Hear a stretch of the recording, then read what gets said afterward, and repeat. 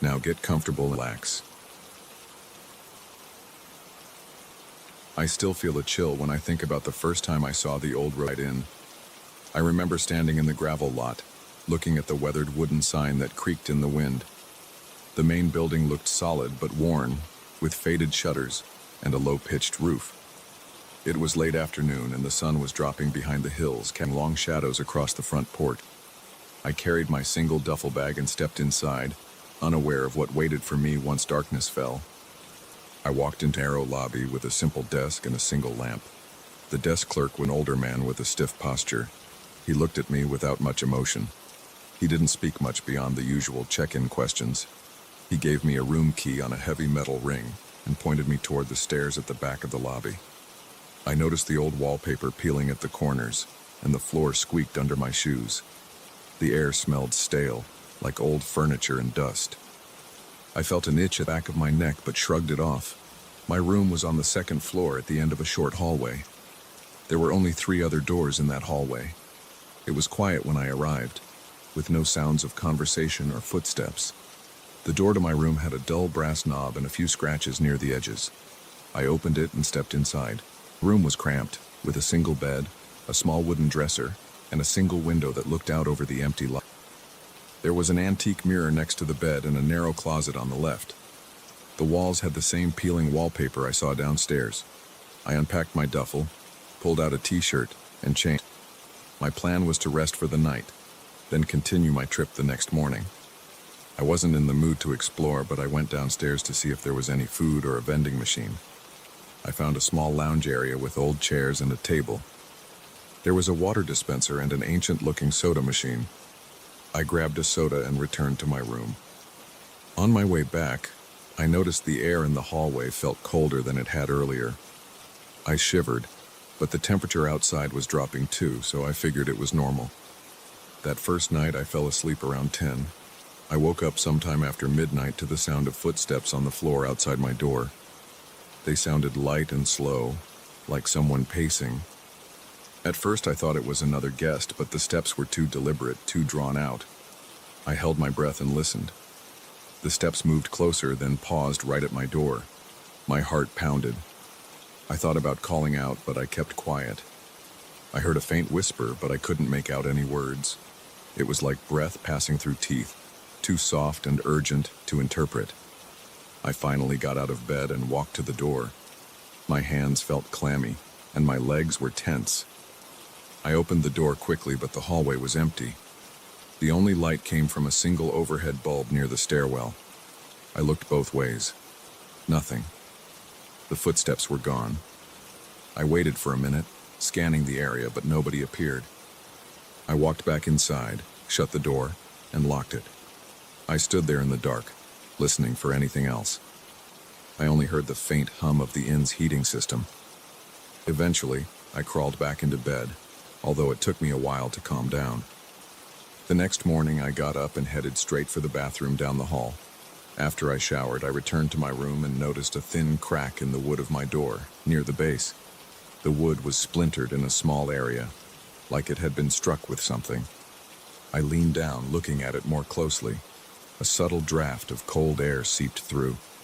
It felt like a light, steady breath of icy wind. I touched the door, and it felt colder around the crack.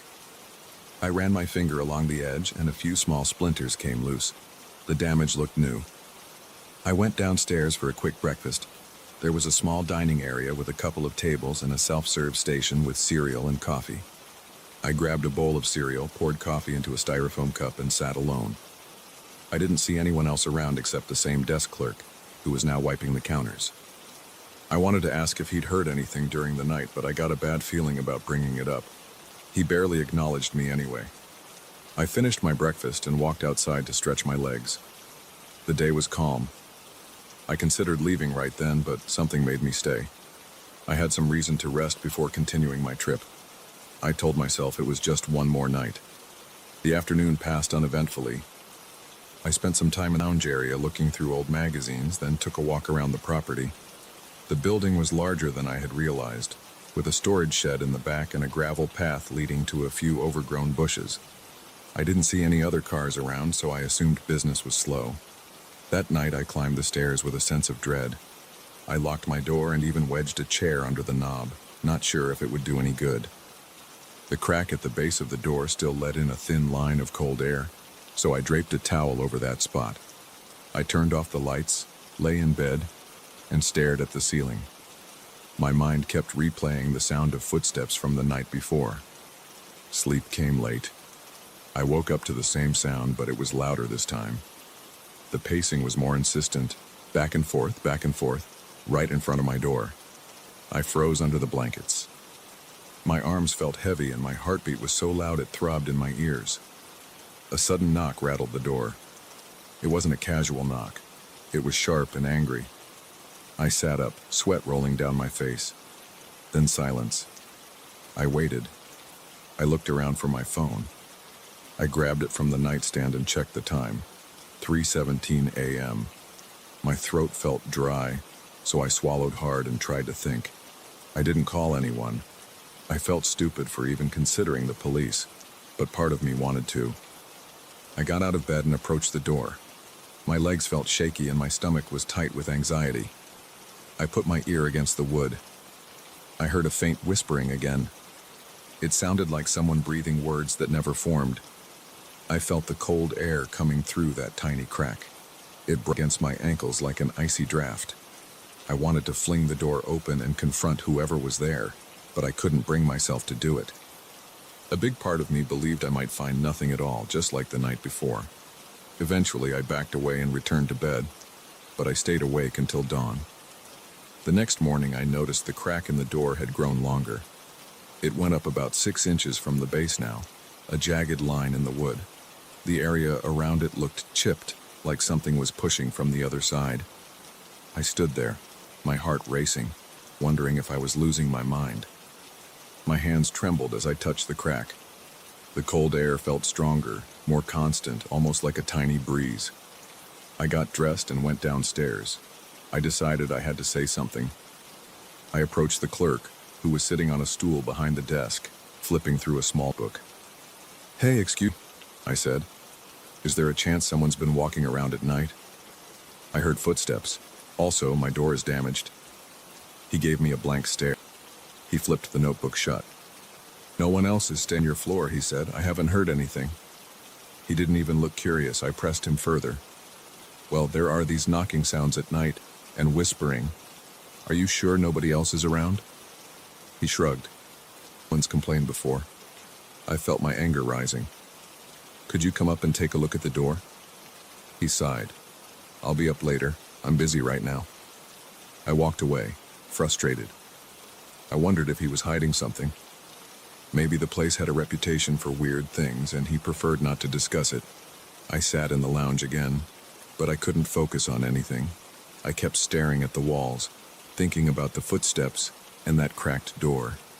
Every time I imagined the whisper, I felt my skin crawl. I couldn't decide if I was going insane. It bothered me that no one else seemed to notice anything. By the time evening came, I was on edge. I paced around the lobby, waiting to see if the clerk would follow me upstairs. He never did. I thought about leaving right away, but I worried about driving so late at night, feeling this rattled. I decided to endure one more night.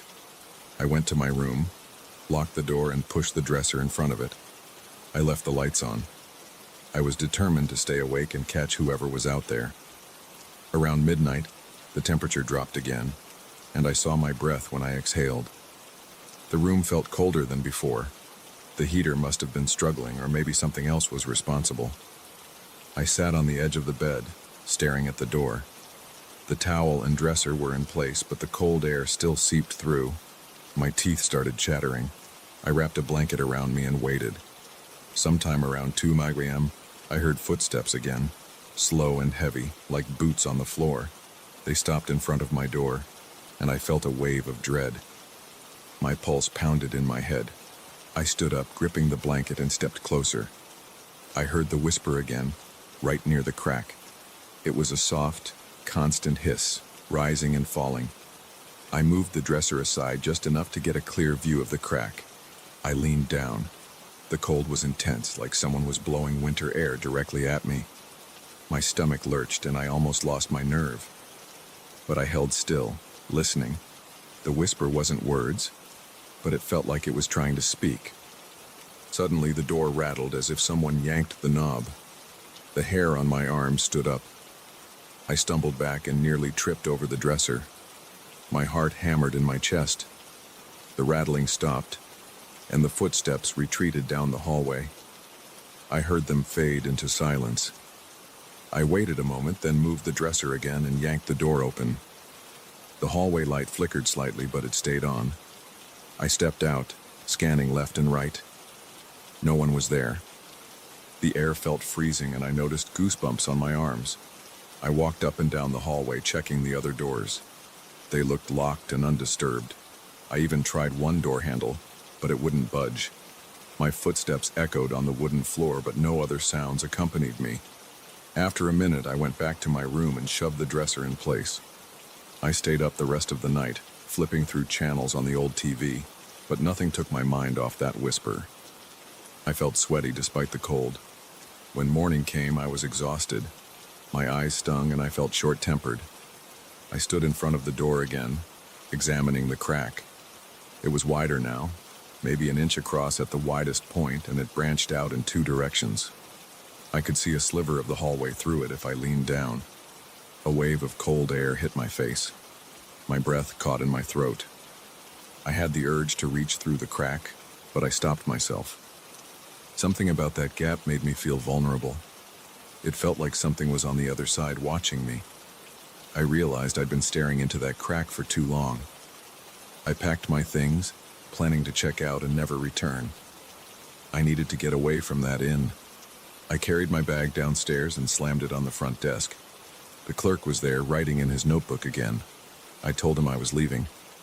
He nodded without surprise. He didn't say anything about my door or the noises. He simply took the key and placed it on a hook behind him. As I stepped outside, the morning air felt brisk, but it wasn't as cold as my room had been the night before. I placed my bag in the trunk of my car and got behind the wheel. My hands were shaking, and I had to steady my breathing before starting the engine. I glanced up at the second-floor window of my room. The curtain was drawn, but I imagined something standing there, watching me. I felt foolish for even thinking that way, yet I couldn't shake the image from my mind. I turned the key and the engine sputtered to life. My heart rate gradually slowed as I pulled out of the lot. The gravel crunched under the tires. I left that old inn behind me, trying not to look back in the rearview mirror. But the thought of that crack in the door followed me. The memory of the cold air and the whispering footsteps stayed in my mind. Now, when I think about it, I still feel that tension in my chest. I don't have a logical explanation for what happened in that inn. I don't know if it was a trick of my imagination or something else. All I know is that I heard footsteps that shouldn't have been there, and I felt a presence that I couldn't see. That old door with the growing crack and the icy breath seemed alive in its own way. Not sure I'll ever forget the sensation of standing in that dark hallway, listening to those whispers. I still feel like I was being watched, and that feeling hasn't completely gone away.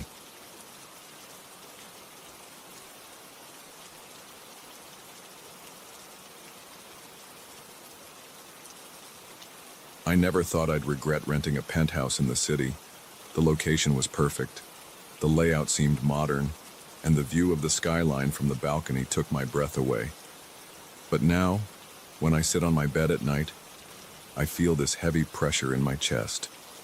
I can hear my own heart pounding. I look at the wall on my right, and I see the same scratches I covered with paint the day before. They look deeper, almost like something scraping from inside the wall. I wish I had walked away the moment I saw them, but I didn't, and now I'm stuck dealing with these noises and these marks that keep getting worse. I moved in about a month ago. The day I got the keys, I noticed faint lines on the main bedroom wall. They reminded me of old paint peeling, but they seemed more like claw marks. I just assumed it was the last tenant's weird decorative choice, or maybe some damage from furniture being moved. It didn't look urgent. I had boxes to unpack, and the entire place needed some basic cleaning, so I brushed it off. The first night was when things got strange. I was lying in bed, trying to get comfortable. I'm not used to silence, so I usually keep a fan on or some soft music in the background. The room felt strangely still. I got this odd sensation like I wasn't alone. It made no sense. No one had a spare key, and the door was locked. I closed my eyes, trying to convince myself I was just overthinking. Then I heard a soft scraping sound. It sounded like nails on drywall. I opened my eyes and sat up. The noise stopped. I got out of bed and checked the living room, the bathroom, and even the walk-in closet. Nothing. I went back to bed. I heard it again, closer to my headboard. I turned on the lamp. Everything looked normal, except that the marks on the wall seemed darker, like the paint had chipped overnight. I tried to brush my hand over them to see if any dust came off. It felt rough. I went back to bed and eventually fell asleep out of sheer exhaustion. In the morning, I examined the scratches with better light. They were a bit more visible than the day before. It unsettled me. I went out to buy some white paint. I figured a couple of coats would do the trick. I spent part of the afternoon prepping. I laid out some plastic, taped the edges, and applied one coat of primer. Then I did a coat of fresh paint. The wall looked fine again except for a slight texture difference where the scratches had been. By the time I was done, it was evening. I ordered takeout, had a quick shower, and got ready for my second night in the place. I'm a light sleeper. Every little sound can wake me. Around 2 in the morning, I heard scratching again, the same faint scraping noise. I sat up and turned on the lamp. My pulse raced. I saw a new set of marks forming. It was like someone was pressing from behind the wall. The paint was chipping in thin lines. My mouth went dry. I got closer to see if there was any structural damage, but everything felt solid. No holes, no cracks in the plaster. Just these new lines. I pressed my palm to the wall and I thought I felt a vibration. It was too soft to be certain. After a few minutes, the noise died down. I stayed up until sunrise, too tense to go back to sleep. The next day, I met the superintendent in the hallway. He's a quiet guy, older with gray hair. I told him I noticed some strange scratches in my bedroom and asked if there were any known issues with the building. He said no. He mentioned he'd done a walkthrough after the last tenant moved out and the walls looked fine. I told him that something must be wrong with the structure, or maybe with the pipes. He shook his head and said if there were major cracks, I would see more than a few lines in one spot. He assured me everything was okay. He offered to come up and check it himself. I said sure, hoping he'd find a simple explanation. He looked at the wall, tapped it a few times, and said it felt normal. He told me to let him know if anything got worse. I tried to put it out of my mind, but I couldn't. The marks were too deliberate. They looked like claw marks, spaced a few inches apart, almost parallel. That night, I positioned my phone on a chair and set it to record video. I pointed it right at the area on the wall where the scratches had appeared. I thought if there was some rodent or some structural shift, maybe I'd catch it on camera. I woke up around 3 in the morning to the sound of scraping. My stomach felt tight. I sat up and watched in horror as the paint on the wall peeled back in thin lines. I could actually see it happening in real time. It was a slow, deliberate motion. There was no hand, no instrument, nothing visible. Just the paint curling outward like something was pushing from inside. I grabbed my phone, pointed it at the wall, and tried to record up close. I couldn't see anything but the new scratches forming. I was shaking. The noise stopped after a few minutes. I didn't sleep the rest of the night. The next morning, I checked the video on my phone. The image was too dark, and the angle wasn't great, but I could hear the scratching. I could see the moment the paint changed. There was no actual object causing it, just the surface distorting. It made me sick to my stomach. I didn't want to show it to anyone because it would make me look insane. By the end of the week, I had painted the wall 3 times, each time applying layers of primer and filler. Each morning, I'd wake up to deeper scratches. My chest felt heavy every night. I grew paranoid. I kept thinking about weird explanations like an animal stuck behind the drywall, but there was no smell, no real sign of any nest. And why would it appear only on that one side of the room, always in the same spot? My second week in the apartment, I decided to get a hammer and see if I could remove a small section of drywall. I waited until midday, when I felt more confident. I chipped away a small square. I expected to find insulation, maybe pipes, maybe some rodent droppings. Instead, I found empty space and a big gap, just a few inches of air between my bedroom wall and the next unit. I shone a flashlight inside. I didn't see anything. The space was too narrow for a person or even a large animal to squeeze through. I replaced the sin and patched it up. The entire time, I felt uneasy, like I was being watched. My palms were sweaty, and my heartbeat was loud in my ears. At night, I kept hearing those noises. They never lasted more than a few minutes, but it was enough to wreck my sleep. My eyes felt gritty from exhaustion. I started calling in late to work.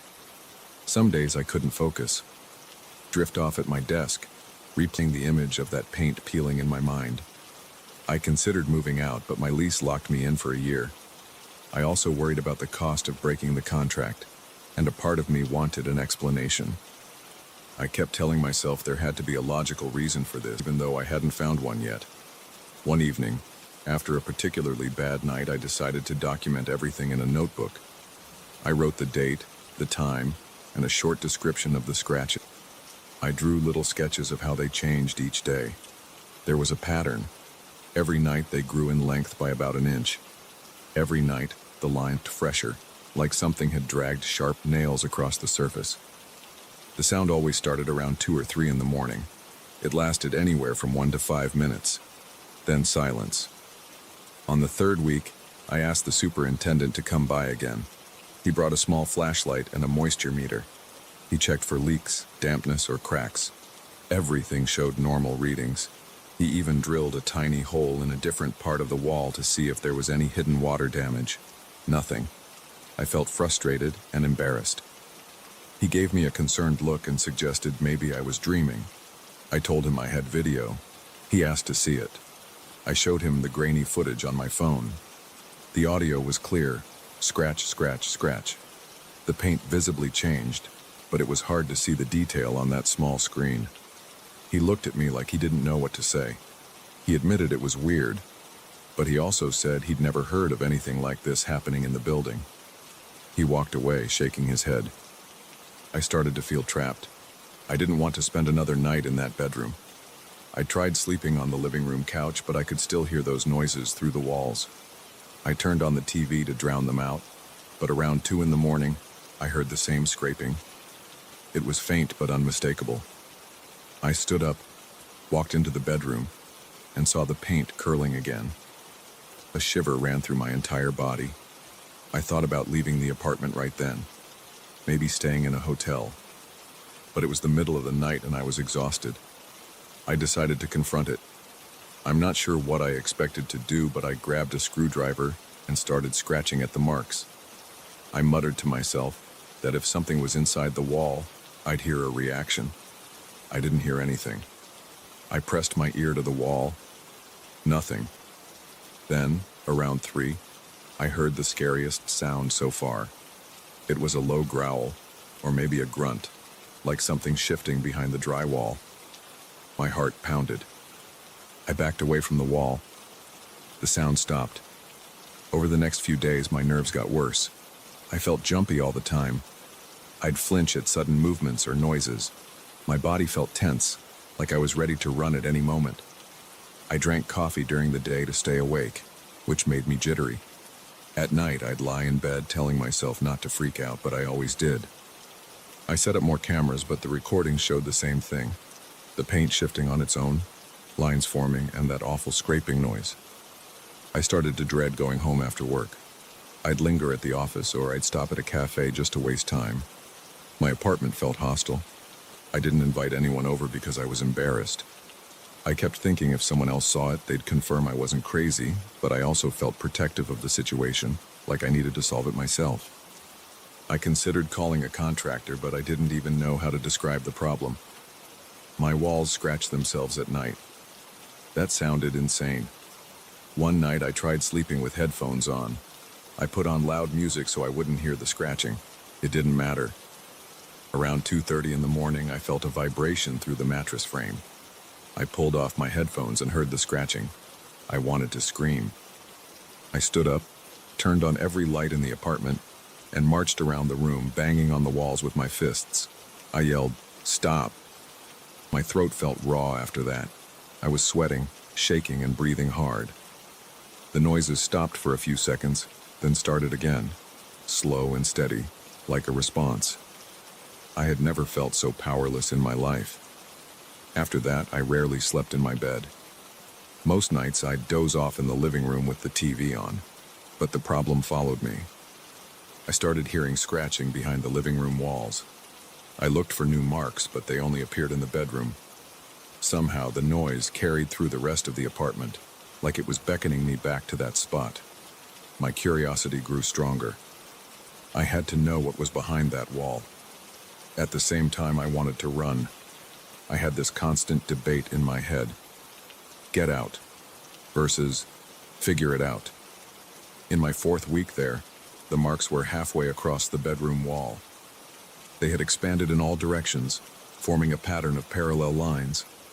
Some lines branched off, others curved upward. It looked like a series of scars across the surface. I tried new paint brands, different spackling compounds, extra coats of primer. Nothing stayed smooth for more than a night. I called a friend of mine who works in construction and asked if he'd check the place. He came over, tapped around, used a stud finder, and said there was nothing odd. He joked that I should sue the painter for bad materials. I didn't laugh. I showed him the video. He seemed freaked out but tried not to show it. He said maybe it was some weird reaction to moisture or temperature changes. When I pointed out that it happened in a narrow time window each night, he couldn't explain that. He left, and I felt more alone than ever. I'm still here, in this penthouse, listening to the scraping on the other side of the wall. I can't tell if it wants to break through or just remind me that it's there. My mouth is dry and my hands are trembling. I keep the lights on, but the bright overhead bulb doesn't change a thing. The scratches appear no matter how much I try to prevent them. I can't think of a better solution than leaving, but I'm too stubborn or too curious to walk away. Right now, it's almost midnight. I'm typing this because I don't know what else to do. I feel a dull ache in my shoulders from the tension. I catch myself glancing at the wall every few minutes, expecting something to burst through. Part of me wants to run out the door, but then I think about all my stuff here. I think about how I might never know what caused this if I leave. That idea bothers me more than the fear. I turn off my computer, stand up, and walk over to the wall. I place my hand on the surface. It feels cool and solid. No movement, no vibration. Still, I know it's only a matter of time. Maybe a few hours from now, I'll hear the first scratch of the night. Maybe it'll come later, closer to dawn. It's unpredictable. I grab a fresh can of paint, a roller, and a brush. I set them in the corner of the room. I'll probably try to paint it again tomorrow morning, even though I know how pointless that is. I don't know how this ends. All I can say is that I'm wide awake, and I'm waiting. I keep hoping I'll wake up one morning and find the scratches gone for good, but so far that hasn't happened. The noise continues, and the lines get worse. I'm torn between staying here until I lose my mind or breaking the lease and leaving this building behind. But I have no proof that moving somewhere else will fix anything. The thought that whatever's in the wall might follow me is terrifying, but I can't help wondering if it's tied to this place, this unit, these walls. For now, I'm here, sitting in a chair by the window, listening to the buzz of city traffic far below. My heart is pounding, and my eyes are on the bedroom door. The scratching might begin at any moment. When it does, I'll feel my entire body tense up. I'll stand there wishing it would stop, but part of me will move closer to the wall, searching for a clue, waiting for a slip of paint or a small crack to reveal something I can see. I can't help it. I need to know what's behind the wall. I need to know if I'm dealing with a real problem or if I'm just losing my grip. Until I figure it out, I'll be here, watching, listening, dreading every night.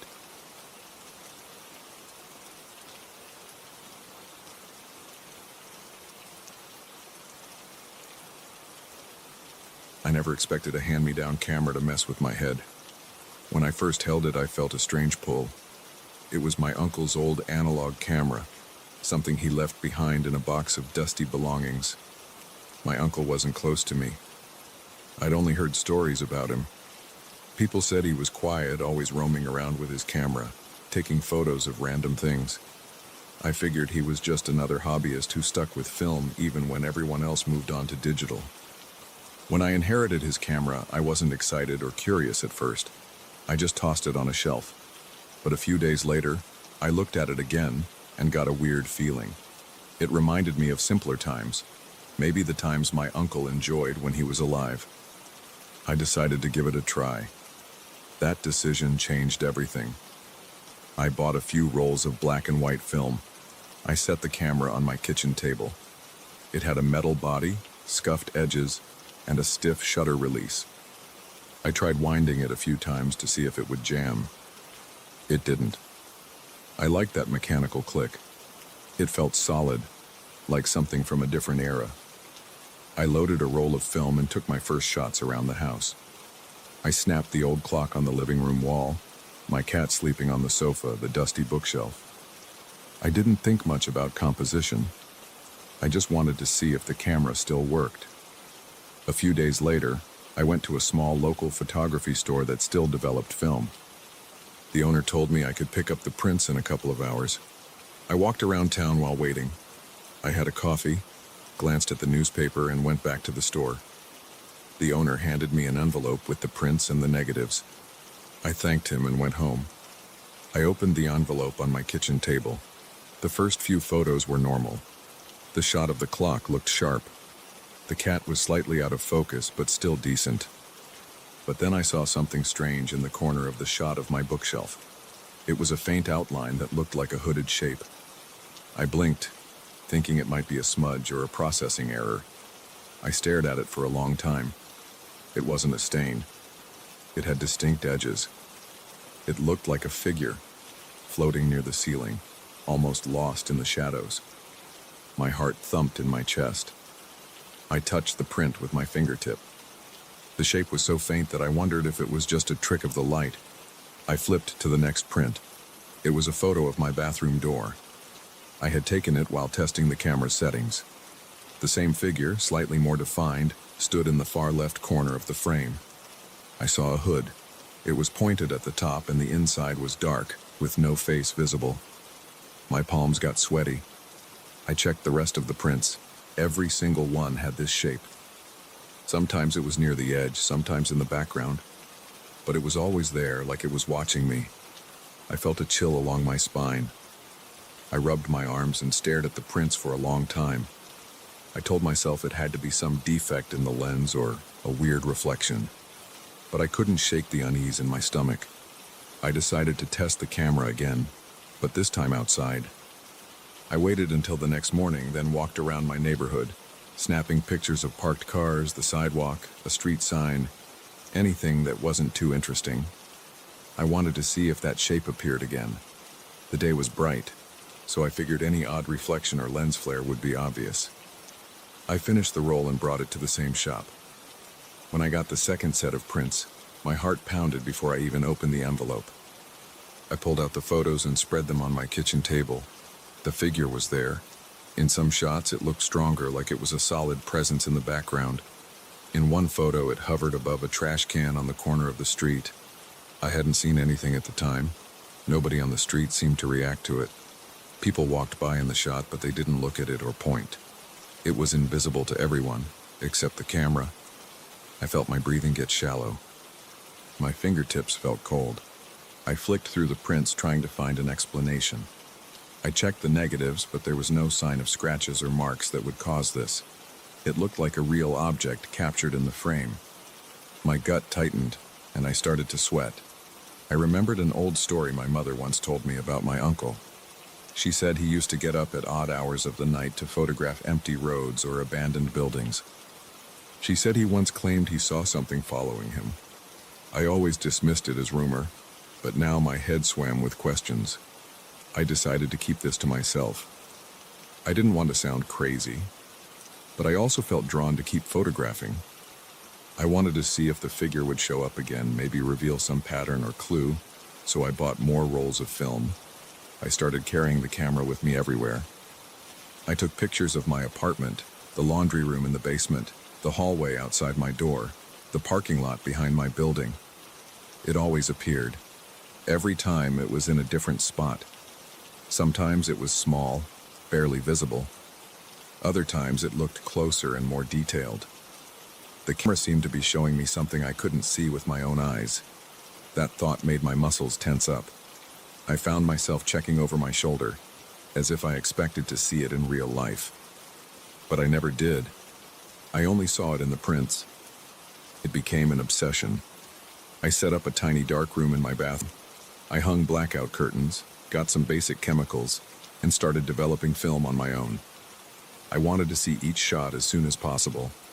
I learned how to do it from online tutorials. At first I messed up a lot. The prints came out too light or too dark. But then I got better, and every time I dunked the paper in the developer, I felt my mic churn with a mix of excitement and dread. A few weeks into this routine, I noticed something new. The figure was getting bigger in each set of pictures. At first, it was just a faint outline. Then it gained clear edges. I could see the folds in the hood, like some thick cloth. My hands trembled as I hung the prints to dry. My mouth felt dry, and I swallowed hard. I turned around, half expecting to see that shape in the corner of my bathroom. But I only saw the red glow of my safety light and the reflection of my own sweaty face in the mirror.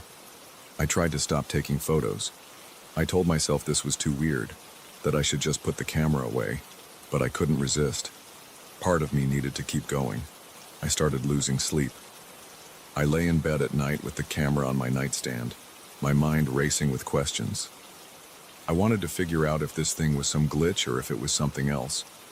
My body felt on edge all the time. My neck and shoulders hurt from being so tense. One night, I decided to take pictures in the dark. I set up a tripod in my living room and took long exposures. The camera's shutter stayed open for a few seconds each time. I felt a strange buzz in my ears like static. I kept looking around as I pressed the shutter release. My heart pounded. When I developed those shots, the figure was in the same corner of every frame, but it looked like it was coming closer to the center of the photo. Its hood was turned toward me, although I still couldn't see a face. The inside of the hood was just black. I felt my hands shaking when I laid out the prints on the table. I thought about burning them, but I couldn't make myself do it. I started to wonder if the figure was always around me, just outside my field of vision, and the camera was the only thing that could capture it. That idea made me paranoid. I took shorter showers, worried about letting my guard down. I turned on every light in my apartment when I got home. I jumped at any creak in the floorboards. My phone rang once and I almost dropped it because my nerves were shot. I kept imagining that shape in the corners of rooms, quietly hanging there. After a while, I began to notice small details. My apartment felt colder. The air conditioner wasn't running, and it was the middle of the day, yet my living room felt like a draft was blowing through. The lights flickered sometimes, but only for a moment. I tried to tell myself it was old wiring, but I couldn't ignore how my hair stood on end when it happened. I also had a constant sense of being watched. When I turned around, there was nothing there, but the feeling didn't go away. I stopped going out except to buy more film and groceries. I missed a few days of work. My phone buzzed with messages from coworkers, but I didn't have the energy to respond. I only thought about the camera and the figure. Each time I developed a new batch of photos, the shape looked more defined. I noticed the hood had a sort of texture like thick fabric. The arms, if they were arms, were hidden under the cloak, so I couldn't see hands. I kept searching the photos for any sign of a face, but it was just darkness. In some shots, I swore I saw a slight tilt of the head, like it was focusing on me. My chest would tighten, and I had to force myself to breathe slowly. My obsession grew. I took photos at different angles and different lighting, hoping to force the shape to reveal something. I placed mirrors in front of the camera. I tried taking pictures through windows, through the reflection in the TV screen. Anything to see if the figure would change. It didn't. It stayed the same. always wearing that hood, always present in the developed prints. I started feeling lightheaded when I thought about how close it might be to me in real life. Late one night, I heard a soft rustling in the hallway. It could have been a neighbor returning from somewhere, but it sounded too close, like someone was brushing against my door. I got my camera and pressed my ear to the door. My heart hammered. I couldn't hear anything else. I slid the camera's strap over my neck, turned off all the lights, and opened the door a crack. The hallway was dark, with only one weak bulb near the stairs. I didn't see anyone. My breath caught in my throat. I raised the camera and snapped a picture of the empty hallway. The shutter click echoed. I shut the door and locked it, my hands shaking. I developed that shot right away.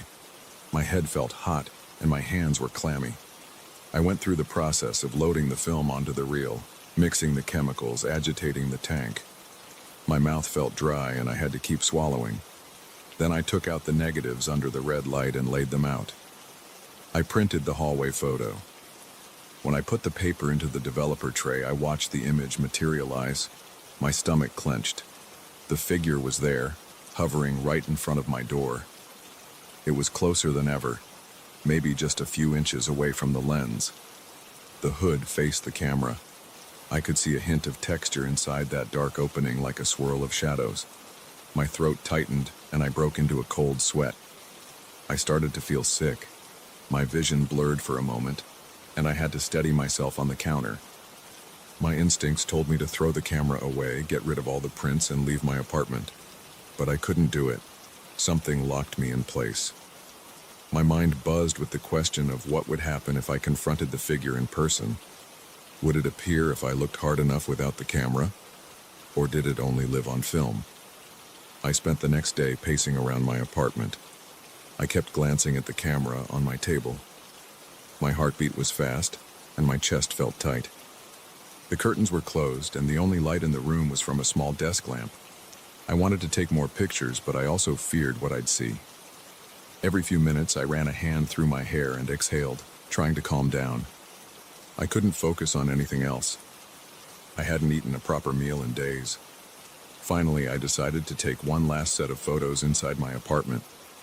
I wanted to see if the figure was right there with me. I went to each corner of my living room, snapping shots of the furniture, the walls, the windows. Then I moved to my bedroom, taking pictures of the closet, the bed, the space under the bed, the nightstand. My pulse pounded. I felt a chill on my skin, like the air was heavier. I snapped a picture of the bathroom mirror, my face half visible in the reflection. Then I locked myself in the bathroom and developed the film. The first print showed the living room corner. The figure was there, closer than before. In the second print, it stood near the window. In the third, near my couch. My breathing became ragged. The fourth and fifth prints showed the hooded shape in the bedroom. One print showed it standing at the foot of my bed. The next showed it near the closet. In each shot, it inched closer to where I was standing when I took the photo. My heartbeat thumped in my ears. I finally looked at the bathroom mirror print. I felt a wave of heat run through my body. My reflection was on the left side of the image, my eyes wide. Next to me, almost behind me, stood the figure. It looked like it was reaching out toward me. My face in the mirror showed pure tension, like I was sensing something but not seeing it. I couldn't look away from the print. My mouth went dry, and I started trembling. It was right behind me when I took that shot. Now I'm sitting in my living room with all the lights on. The camera is on the table, loaded with one more roll of film. I haven't decided if I'll use it again. I feel the walls closing in. My hands are unsteady, and my stomach churns. I keep looking over my shoulder, expecting to see that shape. I wonder if it's already in the room waiting for me to take another photo. My heart thumps in my chest, and I feel a tightness in my throat. I'm afraid that each new picture will pull it closer, make it clearer. But some part of me still wants to press that shutter button one more time, just to see if I can catch it in full detail. I don't know what's worse, not knowing if it's there or confirming that it's inches away from me. Right now, I can't escape the urge to find out. That camera might be my only chance to see what's stalking me, or it might be the reason it's here in the first place. I'm gripping the camera as I write this. The metal feels cold. My heart is pounding, and the room feels claustrophobic. I'm going to decide in the next few minutes whether I take another photo or throw this camera into the trash and leave. But I'm not sure if leaving will even help, because I have a deep feeling that whatever this thing is, it's not just in the camera anymore. It's right here, with me, whether I like it or not. And I can't stop looking at the camera because part of me still thinks it's the only proof I have that I'm not imagining all of this. Yet every time I develop a role, I feel this presence growing stronger. I can't tell if the camera's revealing it or inviting it. All I know is that I can't turn back now. I feel it closing in on me. And I don't know what happens if it steps out of the frame and into my life for good.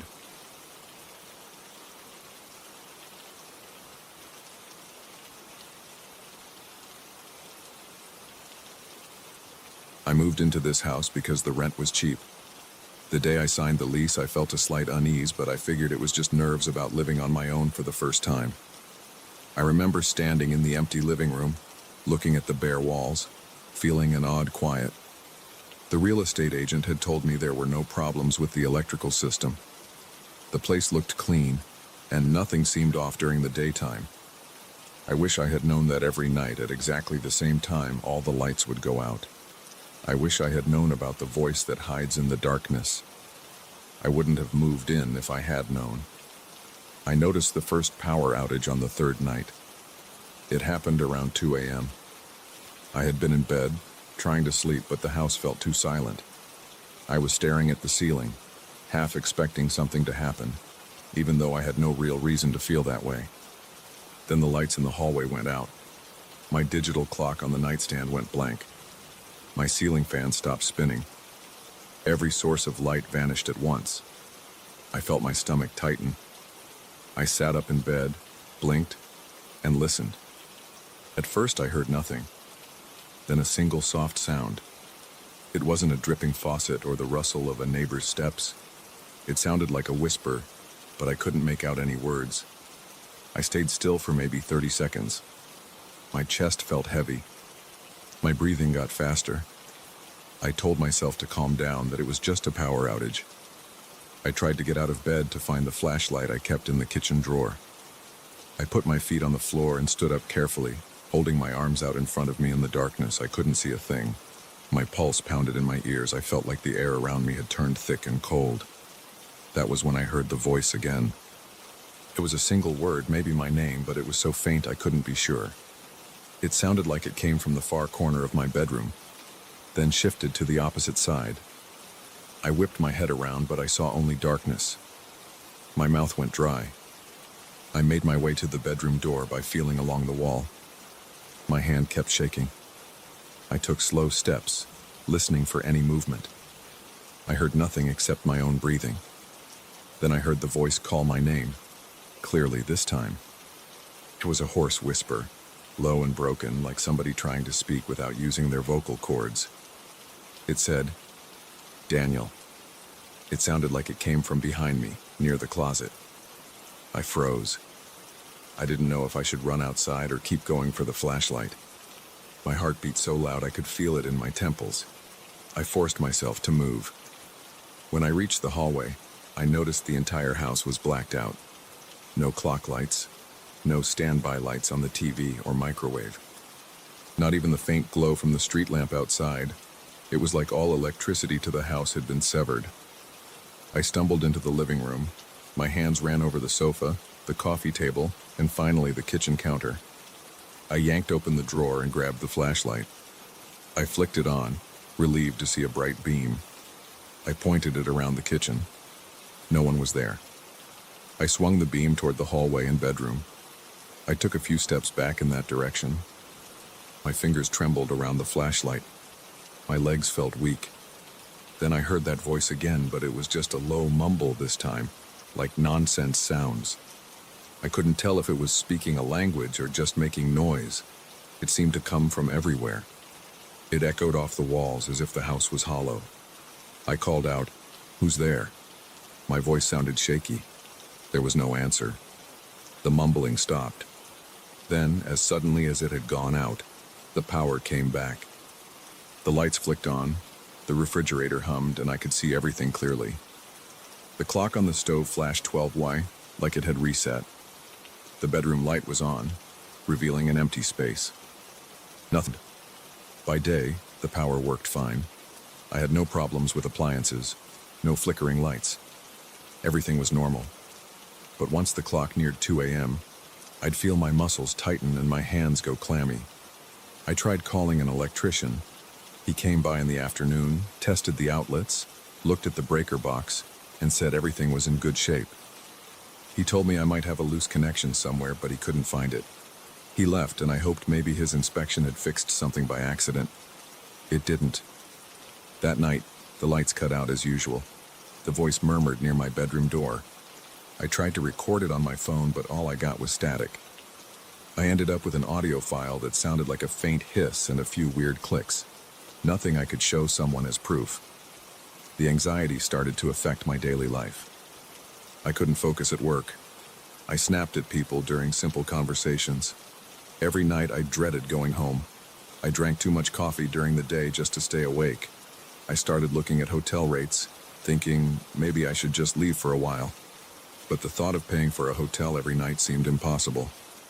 I asked a few more neighbors if they ever had power outages at 2 a.m. They said no. Some gave me suspicious looks, like they thought I was making it up.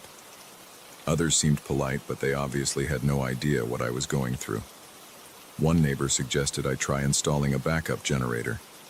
I said thanks and walked away. I didn't bother trying to explain the voice. I tried to keep a routine in the evenings. I'd cook dinner, watch TV, maybe try to read. But once it got close to 2 a.m., I'd start to sweat. My stomach would churn.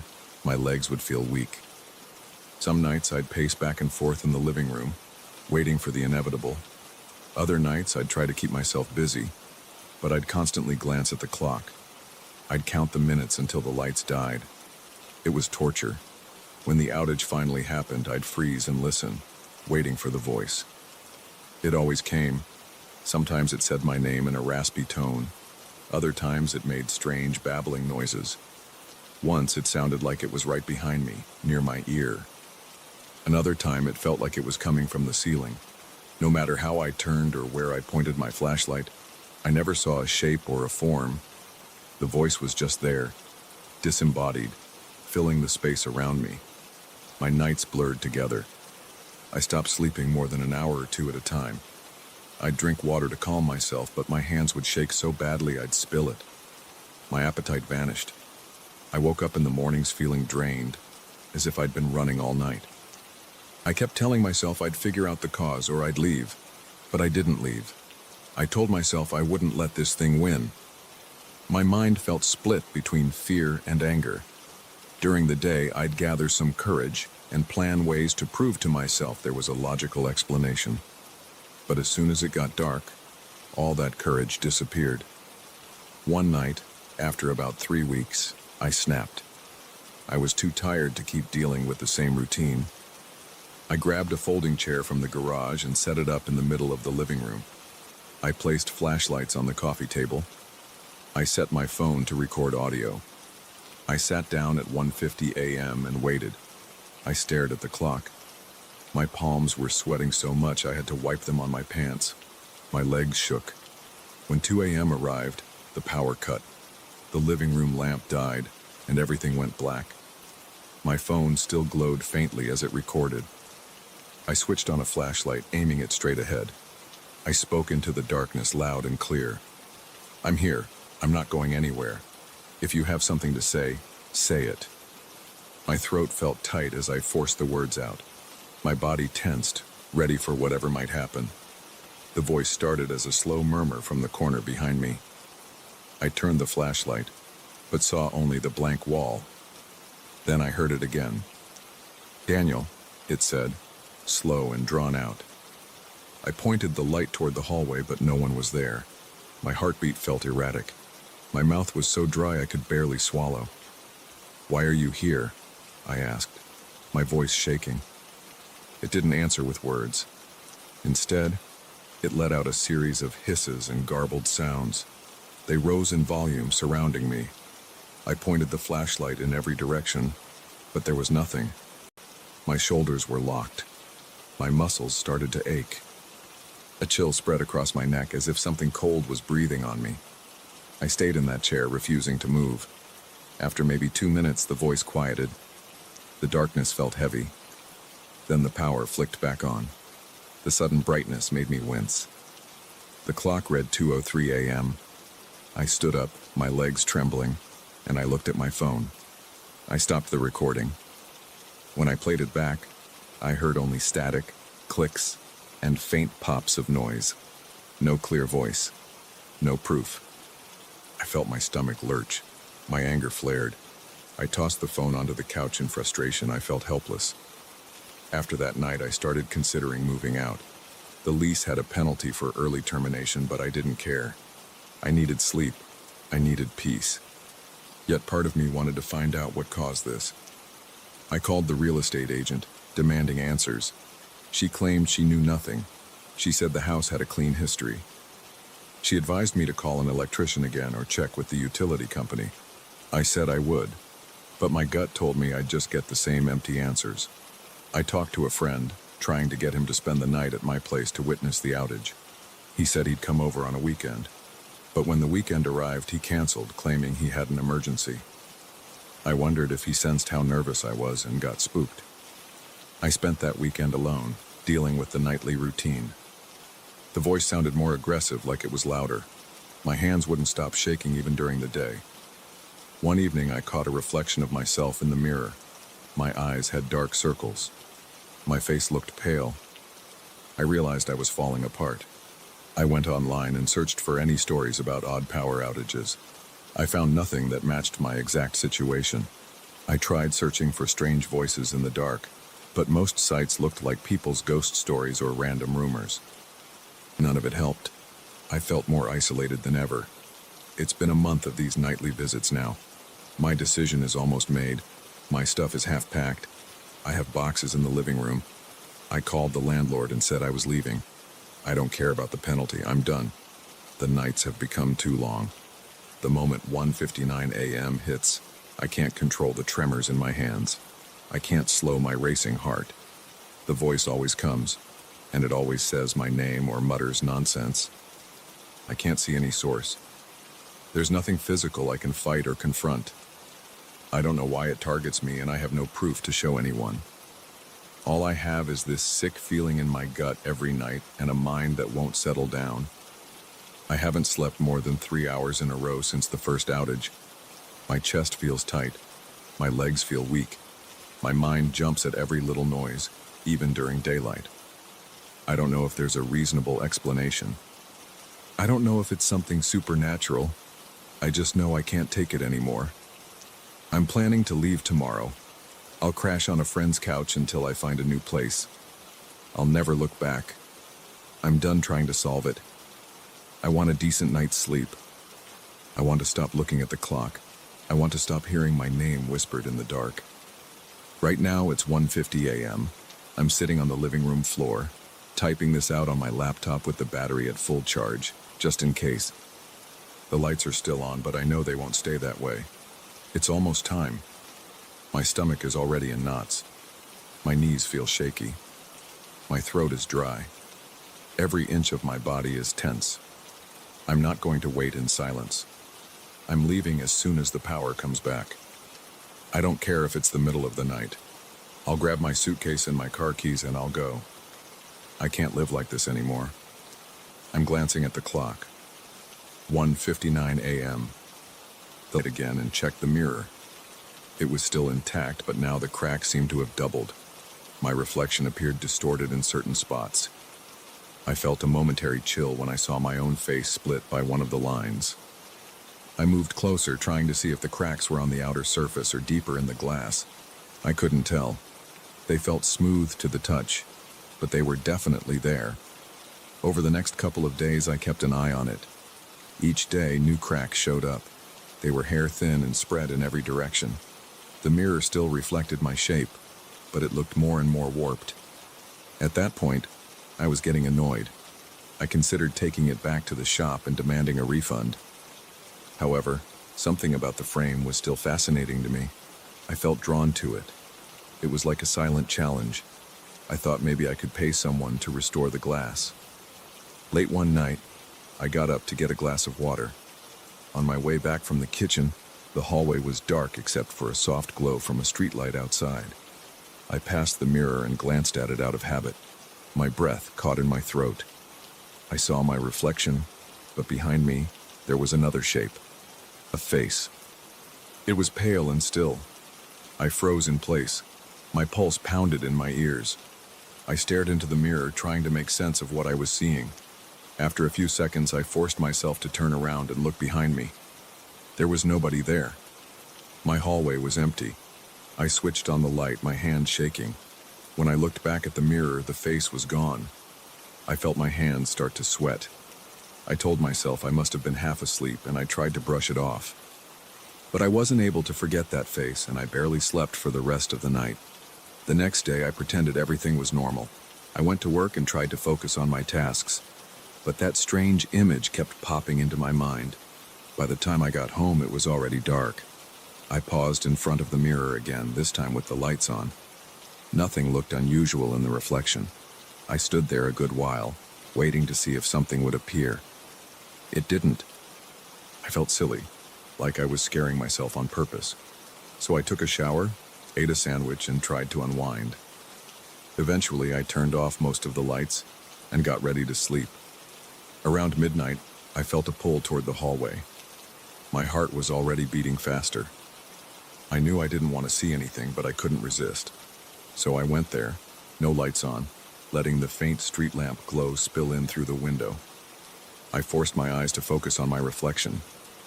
At first, I only saw my own figure, plus those scattered cracks. Then, slowly, that same face started to form in the mirror, right behind my shoulder. It appeared faint, like a white shape fading into view. I felt my mouth go dry. I told myself not to panic, not to run. My legs trembled anyway. I spun around. The hallway was empty again. No movement, no sound, nothing but my own uneven breathing. I turned back to the mirror. The face was gone again. This time I whispered to myself, "What the hell is happening?" My voice came out shaky. My palms were damp and I felt cold despite the mild night. I thought about dragging the mirror out to the sidewalk, but I didn't. I went back to my bedroom and locked the door. I lay in bed, forcing my eyes shut, but sleep took a long time to come. The following morning, I examined the mirror in daylight. More cracks had appeared, but the glass was still in one piece. I pressed my palm against it. It felt cool, almost icy. My mind drifted to the face I had seen. I wondered if it was just my imagination. Still, it felt too real. I kept thinking about how pale it was, how there were no clear details, just the suggestion of a human shape. I frowned at my reflection. The cracks zigzagged across my image. I stepped back and decided to keep the mirror for now. Part of me wanted to see if I could catch that face in full daylight. The other part was scared of what I might find. That night, I set up a small lamp in the hallway, aiming it toward the mirror. I figured if there was something to see, bright light might show it. I waited until around midnight, standing a few feet away from the mirror. At first, nothing happened. I just saw my reflection, the gold frame, and the network of cracks. Then I moved closer and tried to stare past my own image. My heart felt like a drum in my chest. I started to think I was wasting my time, but I stayed. And then I saw movement. My reflection seemed to ripple. I took a step back, eyes wide, and watched a faint shape slide into view. It was that face again, but it looked closer, leaning in right behind my left shoulder. I noticed a slight tilt to its head, as if it were trying to see me from the side. I felt a wave of cold wash over me. I couldn't breathe normally. I wanted to speak, but my mouth stayed shut. My hand reached out to touch the mirror. I pressed my fingers against one of the cracks. I heard my own heartbeat in my ears, loud and fast. I tried to push my fear down and focus on the shape. It was hard to see details, but it seemed more defined than before. The outline of a jaw, maybe the curve of a cheekbone. It didn't move except for that initial shift. I forced myself to speak. "Who are you?" My voice was just a broken whisper. The face didn't respond. It just lingered there in the glass. After a few seconds, it vanished. My reflection was alone again.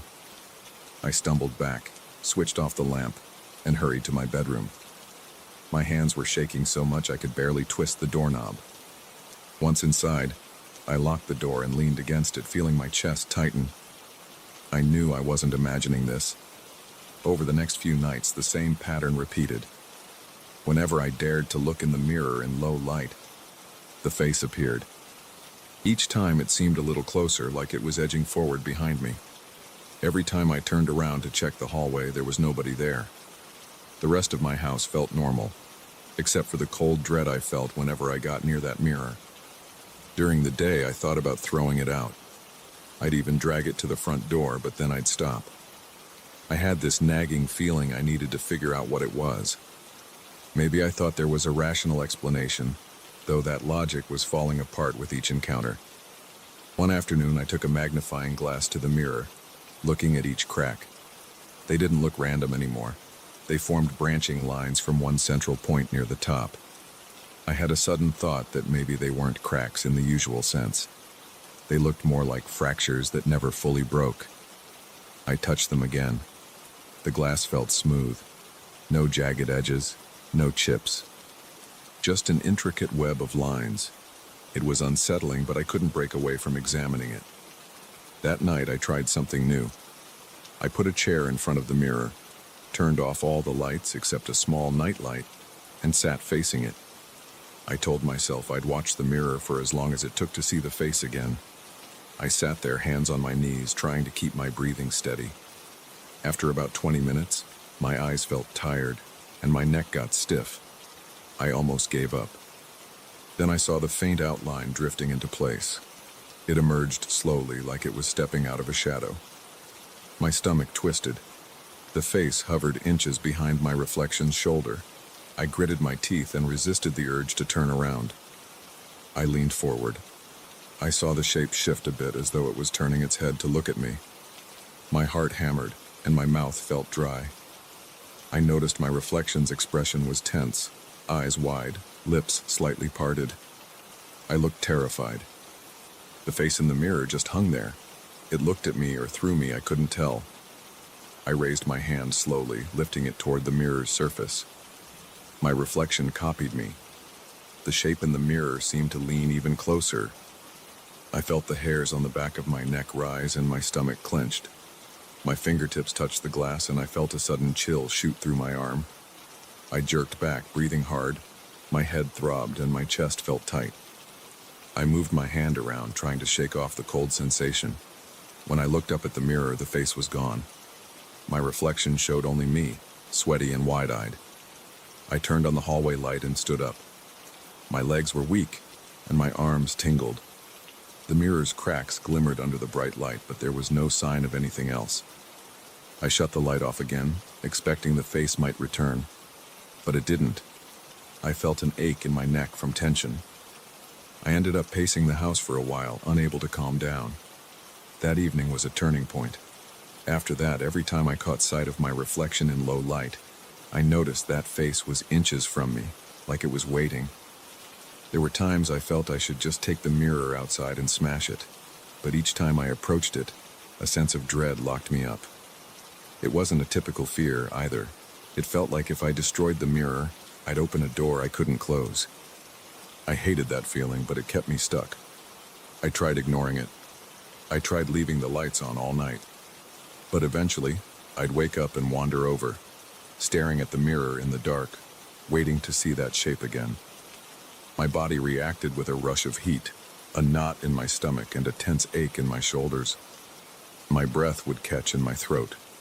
Sometimes I'd gasp or let out a low groan when I spotted the face. Every time it looked closer.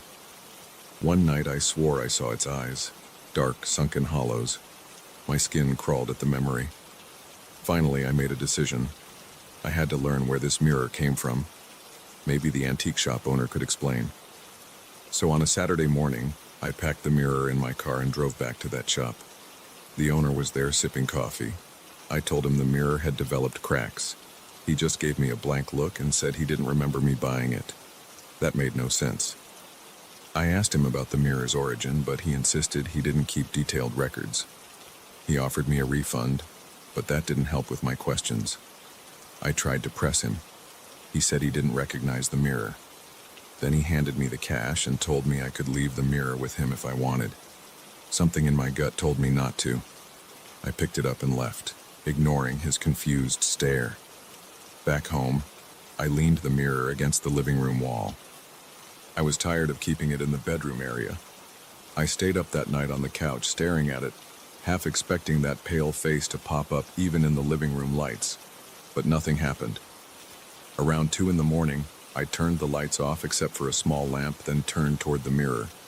My reflection looked shaky in the dim light. For a minute, I thought nothing would happen, and I almost felt relieved. Then I saw it. The shape appeared behind me, closer than ever. It seemed to be leaning right over my shoulder, its features more defined, though still blank in some places. My heart pounded so hard it hurt. I felt my throat tighten as if I was about to choke. I decided to talk directly to it again. My voice came out hoarse. "What do you want?" No answer. The shape hovered silent. I felt an icy tension in my spine. My hands curled into fists, and I considered smashing the mirror right there. But I couldn't move. I tried to steady my breathing, focusing on the feeling of the floor under my feet. My vision blurred with tears of frustration and fear, but I kept my eyes on the reflection. The face leaned closer, almost touching the back of my head in the image. My chest tightened so much it hurt.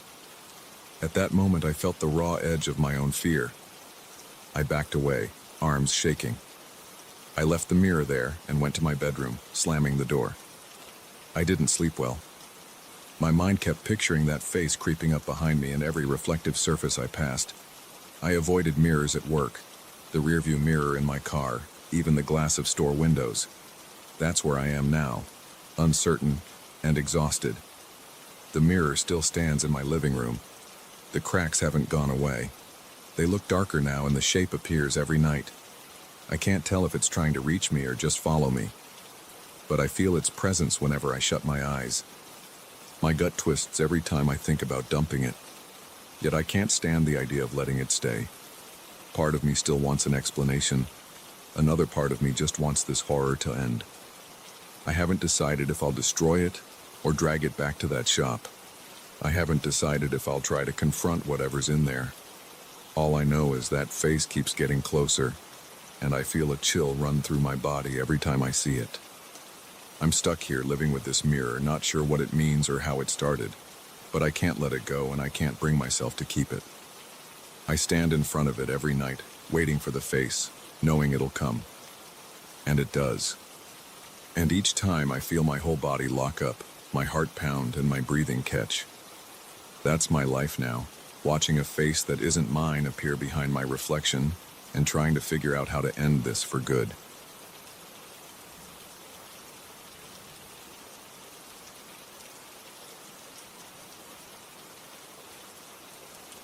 I walk into this rented country house on a late afternoon. The place feels quiet. I hear the distant rustle of leaves outside. The caretaker gave me the key and left without saying much. He only mentioned that there was a piano in the living room, as if it was just another piece of furniture. I didn't think twice about it at first. I was tired from the drive. I wanted to leave my bags in the bedroom, wash my face, and sit down for a while. When I opened the front door, I noticed the musty smell in the hallway. The walls are a dull white color. The floorboards creak under my feet. I step inside, close the door, and drop my bags on a small table. There's an old coat rack leaning against the wall. I don't see anything special. It's just an average country house with a few wooden chairs, a simple rug, and some faded pictures on the walls. The caretaker said the electricity works, but it's not very reliable. I flip the light switch. The ceiling lamp comes on with a weak glow. I walk into the living room. The first thing I see is that piano against the far wall. It's dark brown with scratches all over. The wood looks worn. The keys are dusty. I can see a few spider webs clinging to the corners. There's no bench in front of it, just a single dining chair that someone dragged over at some point. The top of the piano is decorated with a couple of old vases. no flowers inside them. I catch myself staring at it longer than I intended. I'm not a musician. I don't know how to play. Yet something about that piano holds my attention. It feels heavier than the rest of the room. The silence around it seems different. I blink a few times and turn away. I tell myself it's just an old instrument. I go to the kitchen and open the fridge. There's nothing inside except a bottle of water and some leftover takeout. I toss the takeout. I pour a glass of water and drink it. My throat is dry. I decide to explore the house. There's a bedroom with a small bed, a desk, and a closet. The sheets on the bed look clean enough. There's a narrow window that shows the backyard. I see some overgrown grass and a few trees. The caretaker said there's a path that leads to a small pond, but I might check it out later. For now, I'm thinking about dinner.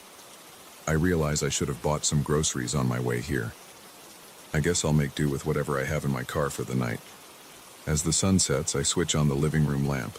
The light flickers a bit, but stays on. I sit down on the couch, feeling the worn cushions under me. My eyes keep drifting to the piano. It's like it's waiting for me to do something. I shake off the thought. I turn on my phone to check for reception. It's weak, but I can send a text if needed. I realize I'm tired. I decide to head to the bedroom early. During the night, I wake up to a soft sound. At first, I think it's the wind outside. Then I hear something else. It's music. Slow, gentle notes. My heart starts pounding. I lie there for a moment, listening. The tune is coming from the living room. I sit up in bed, my hands gripping the blanket. I hear a faint whisper, but I can't make out the words. It sounds like someone saying my name, but I'm not sure. I feel a cold sweat on my forehead. I get out of bed and tiptoe to the bedroom door. My pulse is racing. I open the door a crack and peek into the hallway. It's dark. The light I left on in the living room is off. I see the silhouette of the furniture. The piano is in the corner. I hear those notes again, soft and uneven like an old music box, but the keys are moving. I can see them moving, even though there's no one there. The whisper gets a little louder, almost a hiss, repeating my name. My mouth feels dry. I flick the light switch on the wall. The lamp flickers, then it turns on. The music stops immediately. The keys stop moving. The piano looks ordinary again. I step into the living room, my hands shaking. I rub my eyes. My heartbeat is loud in my ears. I go up to the piano and stand there staring at it. My reflection in the wooden surface is faint. I notice my own face is pale. I walk around it, checking if there's any kind of device or speaker. I find nothing. It's just an old piano. I check the windows.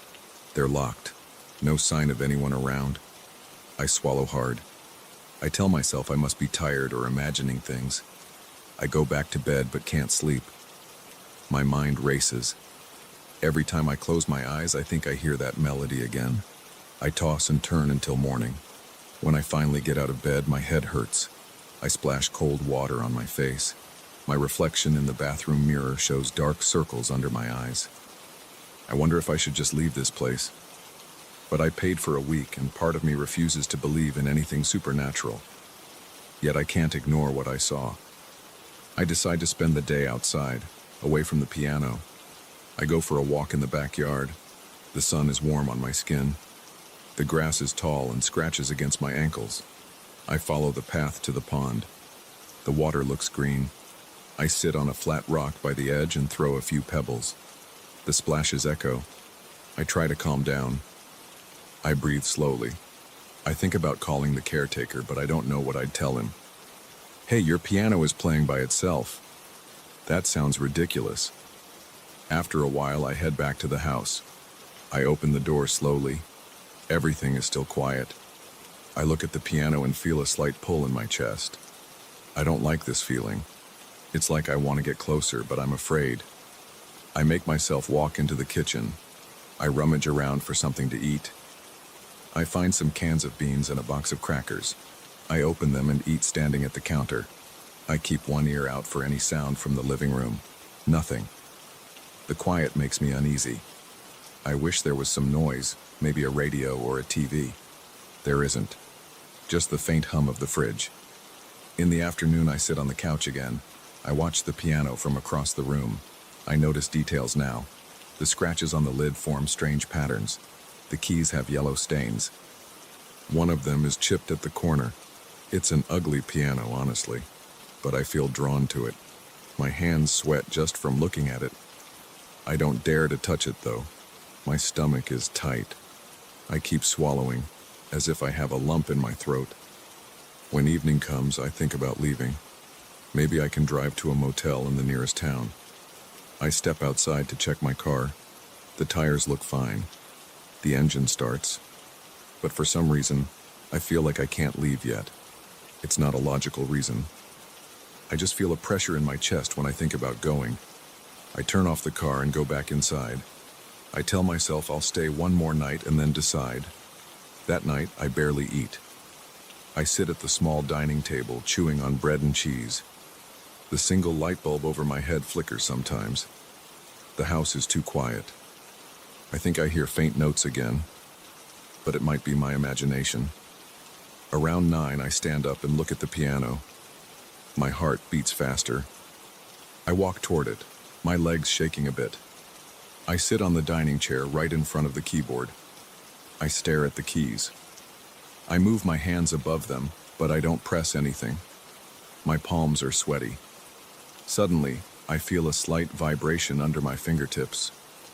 The keys seem to move up an inch like they're breathing. I hear a low whisper.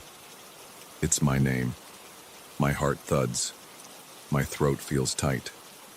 I jerk my hands away, stand up, back away from the piano. The whisper stops.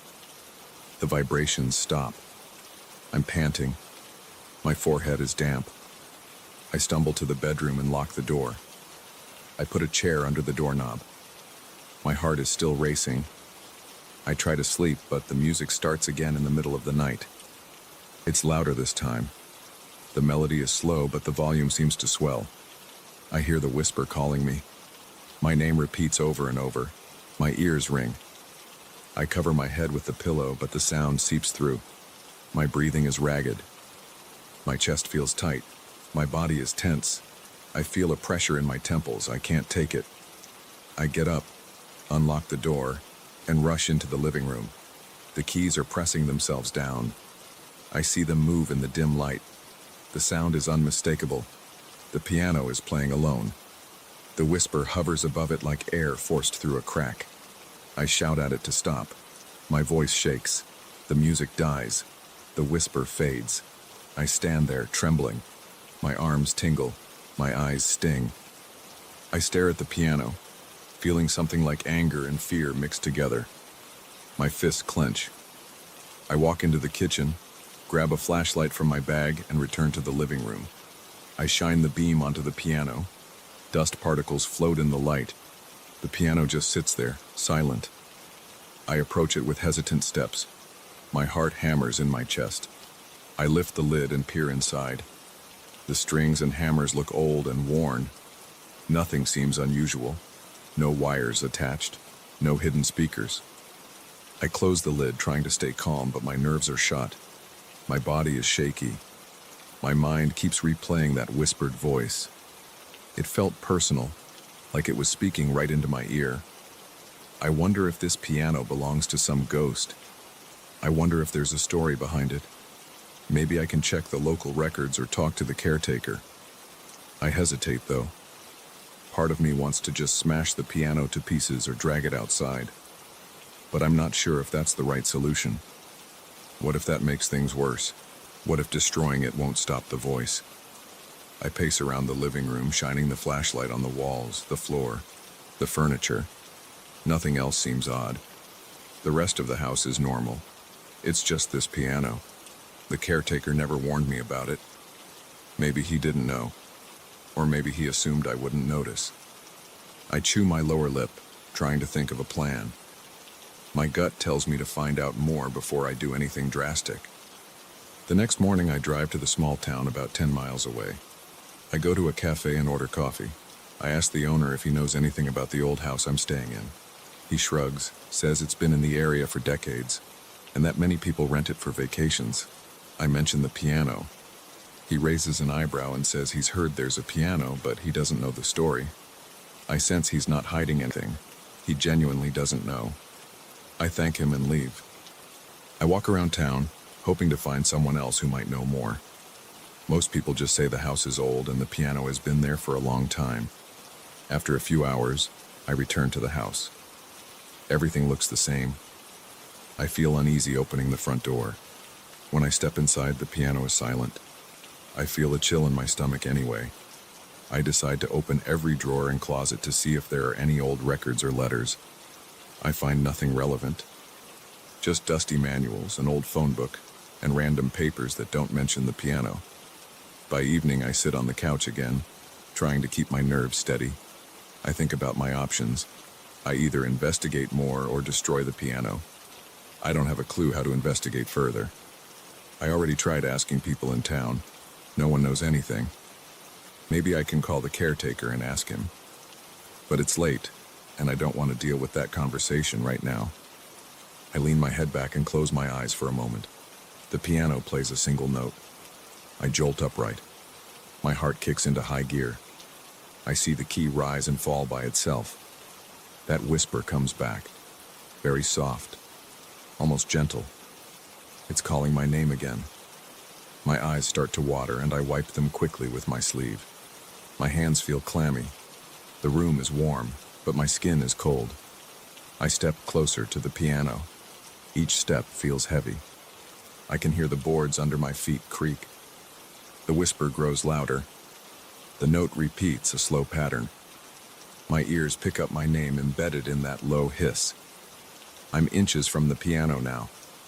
My breath is shallow. My pulse throbs in my neck. I feel compelled to place my hands on the keys. The voice in my head tells me not to, but my arms move anyway. I rest my fingers on the keys. They vibrate under my touch. The music stops for a moment, like it's waiting.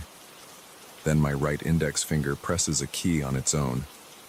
I feel a force guiding it. A low note rings out. My chest tightens. I try to pull my hand away, but it feels stuck. Another key moves under my middle finger. A chord forms. My heart pounds. I force myself to yank my hands back. I stumble away and grab a tall wooden stool by the dining table. My thoughts race. I'm breathing hard. I lift the stool, muscles tense, and swing it at the piano. The stool cracks against the side, leaving a dent. The piano emits a low groan like wood under pressure. I swing again, striking the lid. Splinters fly. The whisper turns into a hiss. I feel a sharp pain in my ears like they're popping. My eyes water again. The room feels heavy and oppressive. I drop the stool. My arms ache. The piano is damaged. The lid cracked, some of the keys chipped. But it still looks intact. The whisper is gone. The hiss is gone. I stand there, panting, sweat dripping down my neck. My eyes are fixed on the broken wood. My entire body trembles with adrenaline. I don't know if I just made things worse or if I finally ended this nightmare. My throat feels raw. I pick up the stool and drag it away, trying to calm my breathing. The piano remains silent. I stare at it for a long minute. I decide I need to leave, at least for the night. I grab my bag, my car keys, and head out the door. I don't bother turning off the lights. My heart is still pounding when I sit behind the wheel. I start the engine and pull away from that house. As I drive down the empty country road, I don't hear any music. The only sound is the engine and my ragged breathing. I keep checking the rearview mirror, half expecting to see something lurking behind me, but there's nothing. My shoulders begin to relax a bit as I put distance between me and that house. I don't know what will happen next. Maybe I'll call the caretaker in the morning. Maybe I'll never set foot in that place again. Right now, I just want to get away. I grip the steering wheel tight. My hands still feel shaky, and my ears are ringing slightly. I focus on the road ahead, the dark sky, and the headlights cutting through the night. That piano can stay there, broken or not. I'm done listening to its voice.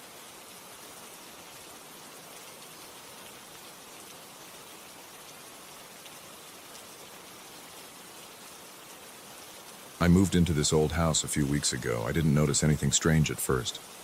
I was focused on getting all my boxes inside, setting up my bedroom, and trying to make the place feel like home. The house had a basement, and I knew there were some leftover items down there from the previous owner. But I pushed the idea of cleaning it out to the back of my mind. I didn't feel like dealing with someone else's junk on my first day.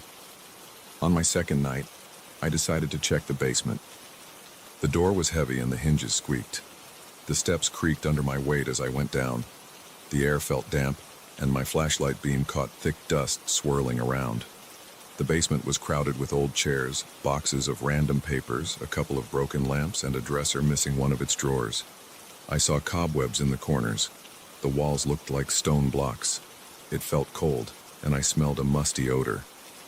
There was a sense of something old down there, but I couldn't put my finger on what it was. I spent about half an hour walking around, pushing aside some chairs and checking if anything was worth keeping. I found a few tools, a hammer that still looked usable, and a rusted metal pipe. Then my flashlight revealed a small hole in the far wall. It was about the size of a quarter, maybe a bit bigger. I leaned forward, trying to see if it led anywhere. I heard a faint hissing sound like a soft wind passing through a narrow gap. It was constant, never rising or falling in pitch. It reminded me of air escaping from somewhere. I put my ear closer and felt a slight breeze against my face. I stood there for a moment, trying to figure out where that breeze could be coming from. There was no obvious vent or window. I decided it wasn't a big deal and went back upstairs. I told myself I'd come back later to see if I could plug it up. I didn't want to get into a detailed repair job right away. I had unpacking to do, and the basement made me feel uneasy. Something about that hissing sound felt odd, but I told myself it was just air moving in old cracks.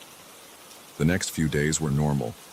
I worked on organizing my living room, setting up the couch and TV, and buying groceries. At night, though, I kept thinking about the basement. I wondered why that hole was there. I also wondered why the previous owner left so much junk. One evening, I went down again, determined to do a more thorough inspection. I wanted to see if there were any leaks or signs of pests. I walked to the far wall and pointed my flashlight at the hole. The hissing sound was still there, steady. I knelt down and tried to look inside. The opening was so small that I couldn't see much, just darkness. I felt a mild chill against my face.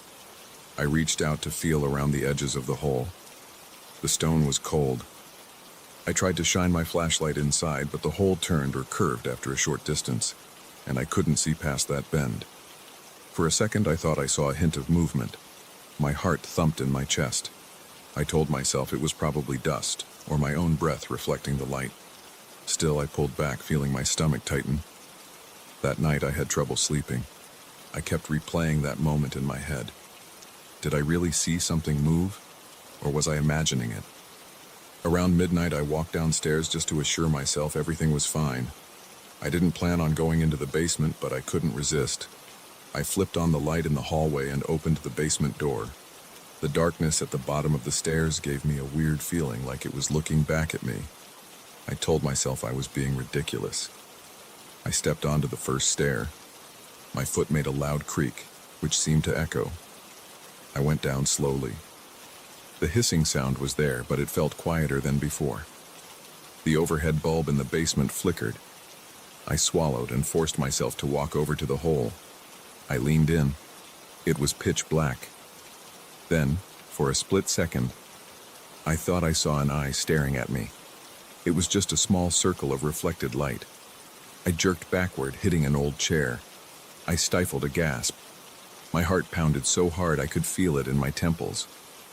I forced the flashlight beam toward the hole, but by the time I focused on it, I saw nothing.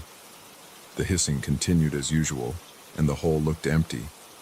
I stood there, breathing heavily, feeling my palms sweat. I told myself I was imagining things. Maybe the reflection of my flashlight on the stone made me think there was an eye. I shook my head and went back upstairs.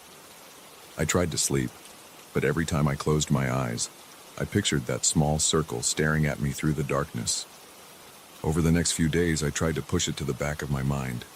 I went to work, came home, ate dinner, and tried to keep myself busy. but I felt drawn to the basement. I thought about sealing up the hole with cement or stuffing some rags inside, but I also felt this urge to see if something was really there. It was an uncomfortable mix of fear and curiosity. One night I couldn't sleep again. I kept tossing and turning. Around 2 a.m., I decided to go down there. I grabbed a flashlight and my phone. I walked quietly even though I was alone. I reached the basement door and paused. I felt goosebumps on my arms. My breathing was shallow. I opened the door and stepped onto the stairs. The basement felt colder than before. The light bulb overhead seemed dimmer. I aimed my flashlight around, seeing the same old furniture and piled up boxes. Then I pointed the beam toward the far wall. The hole was there. The hissing sound was more noticeable this time, like it got a bit louder at night. I walked toward it, feeling the hair on my neck stand up. I knelt down and brought my eye close to the hole. My flashlight was off. I wanted my eyes to adjust to the darkness, hoping I could see inside without reflection. I waited, listening to my own breathing mix with that hiss. My heart pounded so hard I could hear it in my ears. I kept staring. Then I saw movement again, a slight shift of light or shadow. My throat went dry. I forced myself to stay there watching. After a few seconds, I saw an eye. It was definitely an eye. I couldn't make out the color, but it looked human. It blinked once. I felt my pulse spike. I jumped back. The old floorboard scraped under my feet. When I looked again, there was only darkness. I breathed heavily. My mouth felt bitter. I wanted to scream, but I held it in. I flicked on my flashlight and aimed it straight at the hole. Nothing. Just that endless dark. I pressed my hand to my forehead, which was covered in sweat. I thought about calling someone, but what would I say? That I saw an eye in a hole in my basement wall? It sounded absurd. Nobody would believe me. I stood there, flashlight shaking in my hand, debating whether to reach out and feel the hole again. I decided against it and went back upstairs. I couldn't sleep that night. My stomach was tense and my chest felt tight. The next morning I drank coffee, but I could barely taste it. I kept thinking about that eye. I knew I wasn't imagining it. The blinking was too real. I wondered if there was some hidden room or old tunnel behind that wall. Maybe someone was squatting back there. The idea of a living person watching me felt even worse than a ghost. I planned to investigate more, but during the day I convinced myself it was some kind of reflection. Then night came, and my fear returned. After 3 nights of bad sleep, I decided to block the hole. I bought a small container of spackling paste and a putty knife. I also grabbed a can of expanding foam. When I got home from work, I went down to the basement with the intention of sealing it. I cleared the area around the hole and kneeled in front of it. I could hear the hissing sound. My hand trembled as I reached out. I felt the cold stone. I started to spray foam into the hole. The hiss changed pitch for a moment, then resumed its steady tone. I waited a few seconds for the foam to expand. Then I pressed spackling paste over it, smoothing it out.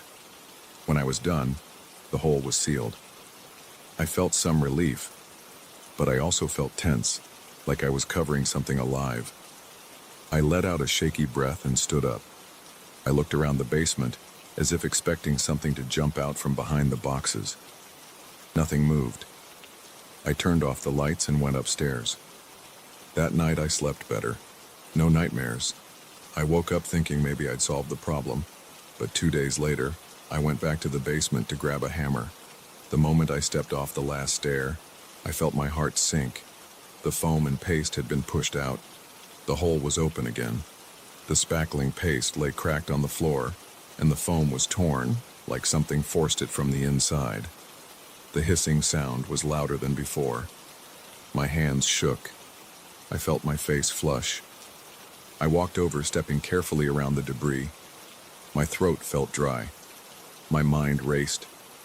I crouched down and stared at the opening. It looked slightly bigger. I reached out to touch the edges.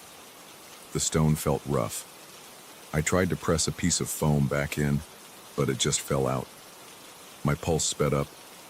I could hear my heart thudding against my rib cage. I turned and hurried upstairs. locking the basement door behind me. That night, I heard soft scratching noises from below. It sounded like fingernails on stone. Then came the hiss, faint but distinct. I could feel it vibrating in my chest. I sat on my couch, gripping my phone. I didn't want to go down there. I felt sweat forming on my forehead. My body was on edge. Every hair on my arm stood up. I tried turning on the TV, but I couldn't focus. The scratching kept coming, sometimes stopping for a minute, then starting again. Eventually, I fell asleep on the couch. When I woke up, it was morning. The scratching had stopped and everything felt quiet. I had an ache in my neck from sleeping in a bad position. My eyes burned from lack of rest. But I had to go check the basement. It felt like a horrible chore, but I couldn't ignore it. I walked downstairs with my flashlight, my teeth clenched. I opened the basement door slowly. My heart fluttered in my chest. I flicked on the basement light. It flickered, but stayed on. I walked over to the far wall. The hole was still open. My patch job lay scattered on the floor. I felt a chill as I stared at it. The hissing continued, steady as before. Then, without warning, I saw something shift in the dark behind the hole. I froze. My hand holding the flashlight twitched. I bent forward just a few inches, trying to see more. A shape moved back, disappearing from view. My stomach clenched, and I thought I might throw up. I stood up straight, struggling to keep my breathing steady. I decided to back away and call a professional. Maybe I needed someone to break open the wall and see if there was a hidden space or a crack leading outside. But I couldn't shake the feeling that whatever was behind that hole wasn't just a raccoon or a snake. The shape I saw was too large, and that eye I spotted before looked human. I walked upstairs, locked the basement door, and grabbed my phone. I started dialing a contractor's number, but I paused. What if he broke the wall and found nothing?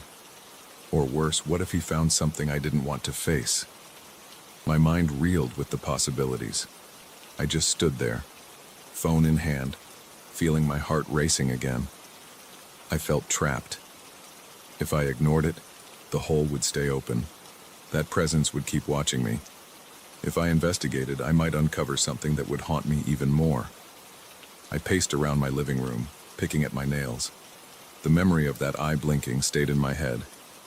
It felt like a violation. Something was staring right at me, and I couldn't see it fully. The uncertainty ate at me. The tension in my chest made it hard to breathe. I kept glancing at the basement door, half expecting it to burst open.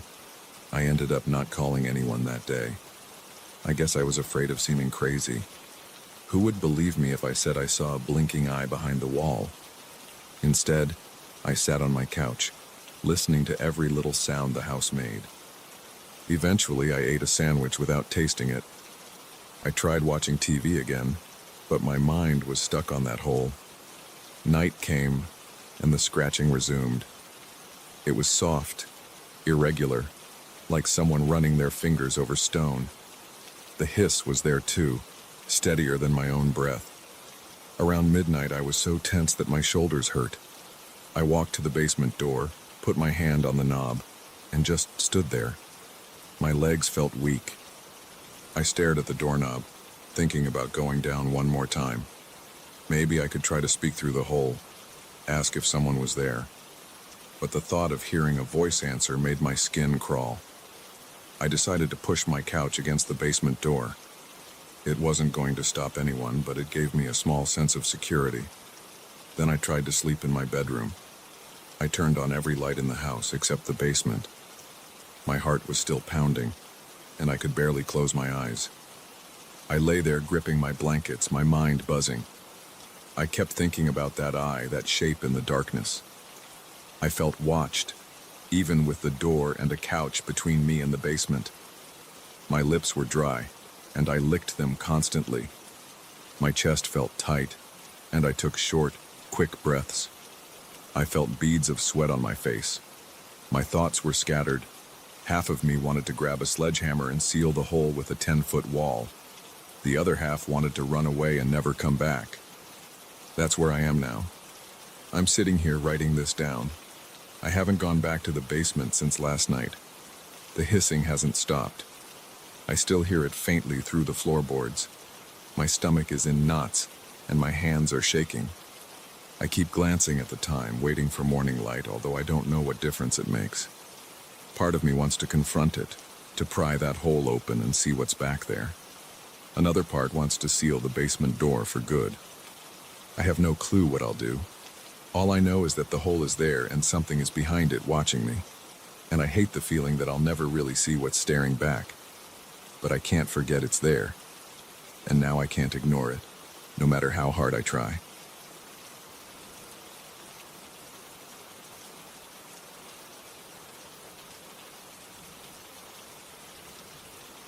I remember the exact moment I realized something was wrong. I was at a coffee shop near my office, standing in line with my shoulders tense and my eyes on the menu board. The place was crowded, and the baristas called out names every few seconds. I heard someone behind me mention a canceled meeting from 3 days earlier. That grabbed my attention because I recognized the voice but didn't see the person. I glanced around, but nobody looked familiar. My heart thumped. I tried to ignore it. I picked up my coffee and left without looking back. A few days later, I went to the same coffee shop. As soon as I stepped inside, I heard that same voice. It repeated details about an office argument I'd had with my manager last week. I felt a buzzing in my ears and a cold knot in my stomach. I surveyed the room.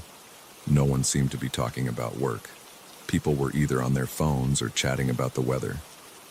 I turned around and walked out, my coffee left untouched. My mouth felt dry and my palms were sweaty. I told myself I was just tired. I kept hearing the same voice in different public spaces. Sometimes the words came from behind me, sometimes from a corner of the room. They never matched any mouth I could see. Each time my chest got tight, my temples pulsed. I tried to convince myself it was my imagination. I made an appointment with an ear specialist. He checked my hearing, told me everything was normal, and suggested I might be under stress. I thanked him and left. I felt like I was going crazy. One afternoon, I visited a bookstore across town. It's a large place with 2 floors, always filled with people flipping through books or studying at small tables. I hoped to distract myself by looking for a gift for a friend. I wandered to the fiction section. As I reached for a book, I heard a whisper near my left ear. It said my name, followed by a short laugh. I turned so fast I nearly dropped the book. A stranger stood a few steps away, holding a notebook. He was busy writing something. I stared at him, my breathing uneven. He didn't react. I slowly moved toward him. The whisper came again, this time from the opposite side. It made a rude comment about me, something I'd heard someone say about me months earlier at a party. My neck felt hot. I left the bookstore, my hands shaking. On the subway ride home, I sat against the window. The train was crowded. People stood shoulder to shoulder, and I tried to block out their conversations. That's when I heard a new set of voices. They sounded like they were from last week or last month, complaining about the late train service, describing a lost phone, joking about a sports game. It wasn't just one voice. It was a mix of random conversations, all blending together but somehow clear in my head. My eyes locked on the floor. My cheeks felt warm. I thought I was losing my mind. Over the next few weeks, the echoes grew stronger. They weren't just random bits of small talk. They included personal secrets. Some were about money problems. Some were about relationship drama. I felt sick. I didn't want to know these things. I tried wearing headphones, turning up the volume on whatever music I could find. It helped for a few days, but then the voices seemed to push through the music. Their volume would rise in places like restaurants or busy lobbies, and I would feel a buzzing pressure around my ears. I started to avoid going out. I ordered food online. I skipped social events. My friends wondered what was wrong. I said I was busy with work. In reality, I was terrified of hearing more voices. I would lie on my couch, hoping for peace. But my apartment felt claustrophobic after a while, so I'd step outside for some air. That's when the problem got worse. I realized it wasn't just huge crowds. The voices stayed in any enclosed space. A quiet elevator at midnight could still hold faint whispers from earlier in the day. A locked restroom at a gas station could have a single echo that repeated a random comment from hours before. One night, I tried to grab dinner at a small diner 2 blocks from my place. It was nearly empty. I saw only a waiter wiping down the counter and a couple eating at a corner booth. I took a seat at a table near the window. The fluorescent light flickered. My stomach growled. The place smelled like coffee and old grease. As the waiter walked toward me, I heard a muffled conversation floating in the air. It sounded like a complaint about a missing ring. The voice was agitated. I looked around. Nobody was speaking. The couple in the corner was silent, both staring at their phones. The waiter was busy with the menu. Then the voice got louder. It said, "He stole it. I know he did," and ended with an angry hiss. I felt goosebumps on my arms. I forced myself to order a sandwich. My voice shook a bit. The waiter didn't seem to notice.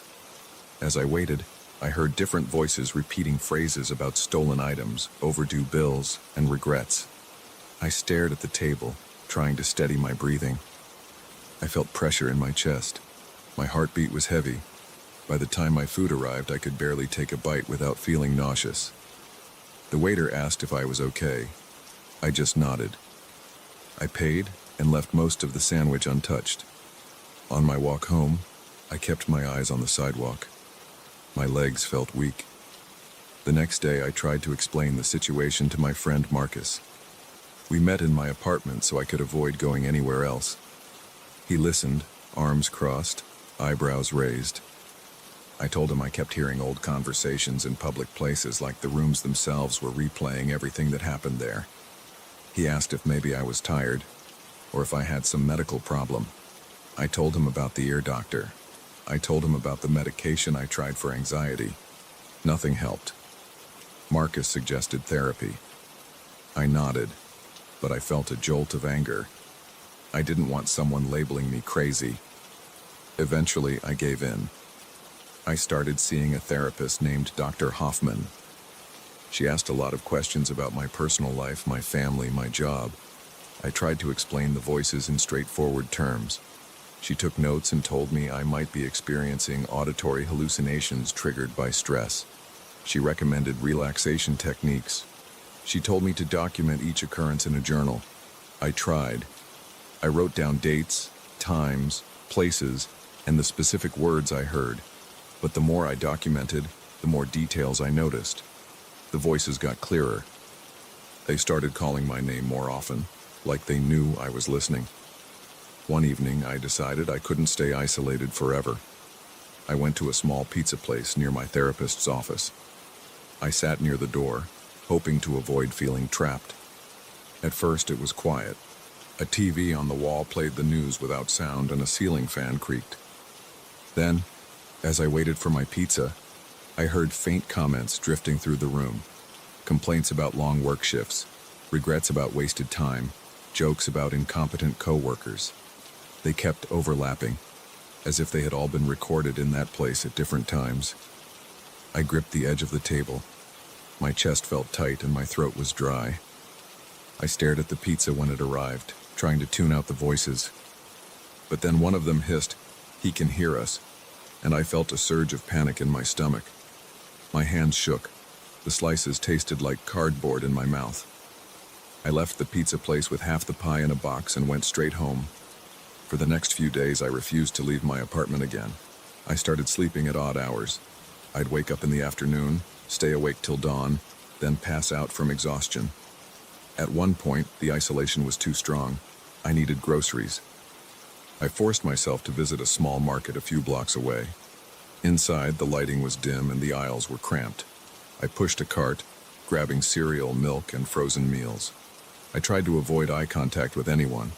My hands trembled. I kept expecting to hear a whisper, a conversation, something. I went through 3 aisles in silence, feeling a tiny bit of relief. But then, near the produce section, I heard voices describing arguments about spoiled fruit from the previous day. I heard a heated exchange about someone slipping near the lettuce stand. The cart handle felt slippery in my hands. I hurried to the checkout line. It was empty except for a single cashier. When I reached the register, I heard laughter behind me. It was the same laugh I had heard in the bookstore, the same one that made a rude comment about me. My scalp prickled. My face felt hot. I stayed quiet, paid for my groceries, and rushed home. That night I sat on my couch, staring at the blank TV screen. My legs felt heavy. My chest felt tight. I considered leaving the city. Maybe a place with fewer people would be quieter. But then I remembered this seemed to happen anywhere there were enclosed spaces. I thought about the possibility that open air might be the only way to avoid the echoes. Maybe a deserted countryside. Then I wondered if the voices would follow me into any building, no matter how empty it had been in the past. I felt a headache coming. My shoulders ached. I called Marcus and told him everything. He tried to reason with me. He suggested I test smaller spots like a private office or an abandoned shed to see if the echoes only occurred in places with lots of past activity. I decided to try an old storage room in my apartment building. It was at the end of a dark hallway, rarely used. The door creaked when I opened it. I stepped inside, flicked on a single overhead light, and waited. Dust floated in the air. I smelled old cardboard and rust. For a minute I heard nothing. I felt my shoulders relax. Then I caught a faint murmur. It was about some missing boxes. It was followed by a complaint about a leaky pipe. I pressed my back against a wall, feeling my heart beat faster. I realized there must have been a caretaker here at some point, complaining to a coworker. I turned off the light and left. So much for that idea. Over the next few days, I avoided contact with anyone. I sat in my living room, flipping through channels, pacing around, trying not to think. But the echoes started showing up in my dreams. I would hear random bits of old conversations and I'd jolt awake in a cold sweat. My shirt would stick to my back. I'd grab a towel, wipe my face, and stay awake until sunrise. At my next therapy session, Dr. Hoffman asked me if I believed this was something supernatural. She'd noticed I was no longer convinced it was just hallucinations. I hesitated. I felt my hands curl into fists on my lap. I admitted I couldn't explain it logically. Dr. Hoffman looked at me with concern but didn't argue. She encouraged me to keep writing things down, to keep track of any patterns. The patterns were obvious. Any enclosed public space carried the voices of its past occupants. They weren't illusions. They repeated words that I recognized, events that matched reality, secrets nobody had told me. They teased me. They called out my name, sometimes in mocking tones, sometimes in warning. Each time I felt my heart hammering. My throat would go dry. My vision would blur at the edges. I'd stumble out of the building searching for fresh air. I tried explaining all this to Marcus again. He listened, arms folded. He didn't say I was insane. He offered to walk with me into a busy place to see if we could both hear it. We tried. We went to a large shopping center. The moment we stepped into a clothing store, I heard the echoes. They talked about returns, about stolen items, about frustrations with the manager. I glanced at Marcus. He just looked confused. He heard none of it. I felt dizzy. My head pounded. I left him at the store, mumbled an excuse, and hurried home alone. At that point, I realized I might be stuck with this.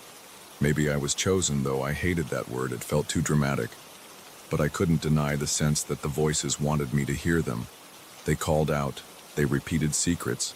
They whispered my name. They teased me. They warned me. And no matter how much I tried to block them, they pushed through everything: music, earplugs, my own thoughts.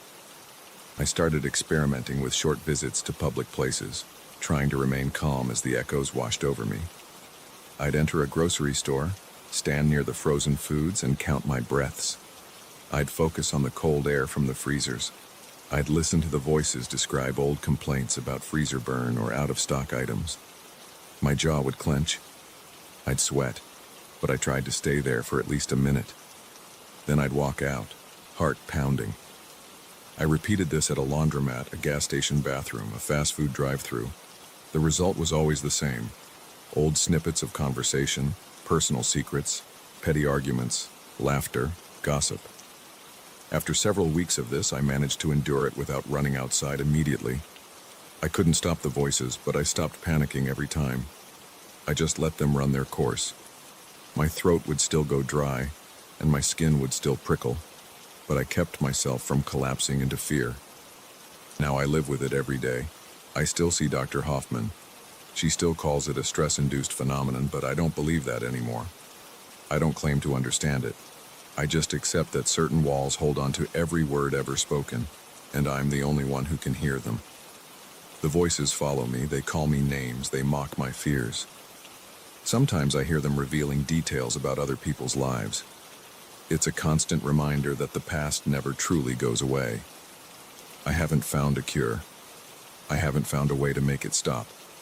But I go to work again, I ride the subway, and I buy groceries in person. I still hear the laughter and the whispers. I still feel that knot in my chest whenever I step through a door. But I keep moving. I have a life to live, and I won't let these echoes lock me inside my apartment forever. If I was chosen, or if I'm just cursed, it doesn't matter. I refuse to hide. That's how I survive.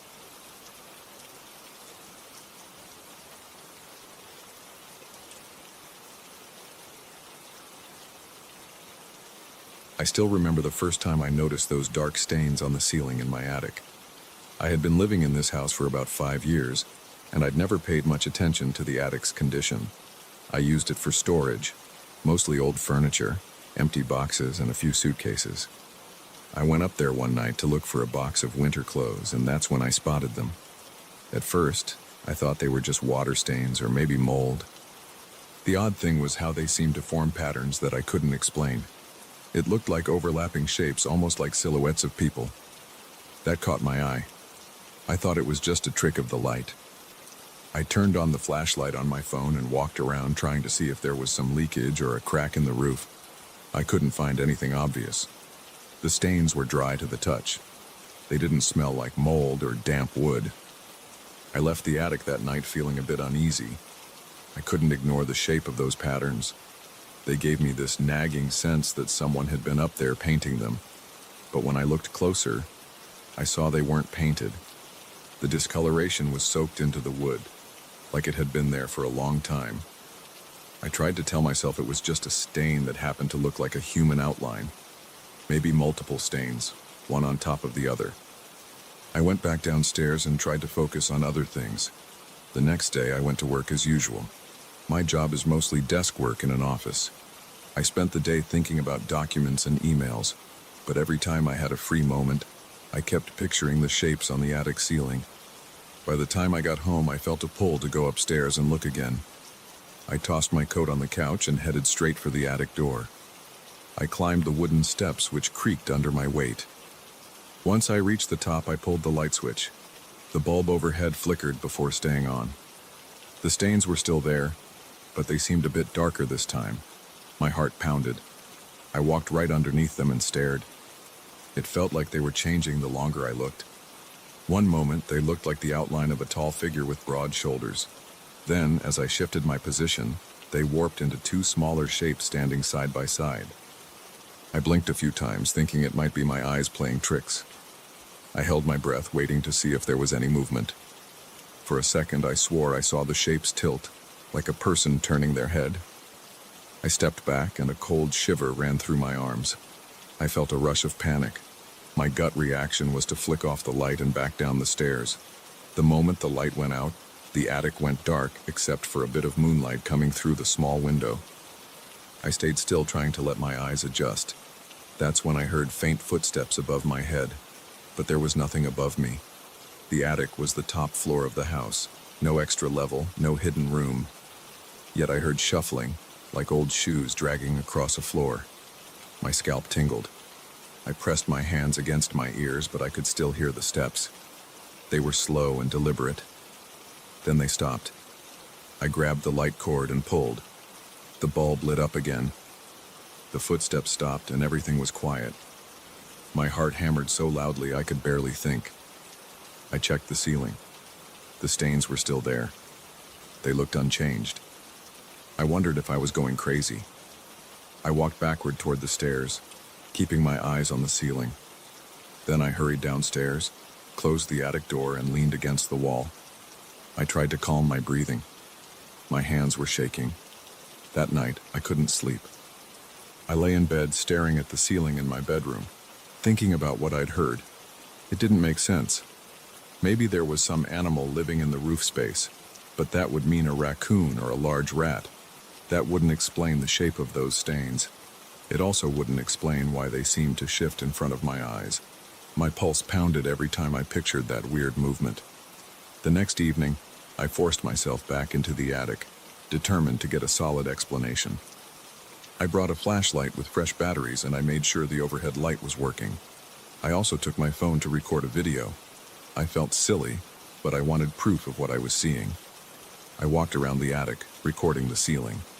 The stains looked darker in the phone's camera.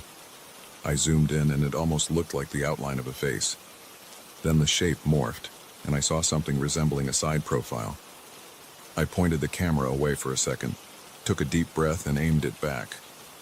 They changed again, forming a group of figures, as if a crowd was standing around a table. I felt a chill on the back of my neck. The air in the attic got colder. My hands shook while holding the phone and the video kept going out of focus. I tried turning off the overhead light to see if the flashlight would catch something different. The second I switched off the overhead light, my phone's flashlight reflected off the ceiling. Then I heard a soft thump above my head. I swung the flashlight around, scanning the corners of the attic. Nothing. I stood there, listening. That's when I heard low murmurs, like a conversation in another room. But there was no other room. I aimed the phone at the ceiling again, and the silhouettes seemed to be moving. They were turning, shifting positions like actors in a play. It looked like they were wearing old-fashioned clothing. I saw one figure raise an arm, pointing at something. I saw another shape bow its head. My throat felt tight. I was sweating, but the air felt cold on my skin. I tried to speak, but my voice shook. "Hello?" The murmuring paused, then started again. I couldn't understand the words. It wasn't a language I recognized. It was muffled, like hearing neighbors through a wall. My heart thudded. I felt trapped, like the walls were closing in. My stomach turned and I had this urge to run. Instead, I kept standing there, holding the phone up. I wanted to record something real. I wanted to prove I wasn't imagining it. After a few minutes, the murmurs died down. The footsteps faded. The silhouettes stopped moving. I backed away and went downstairs. I collapsed on my living room couch, phone still clutched in my hand. I played back the video, but it was too dark and my hand was shaky. I could barely see anything.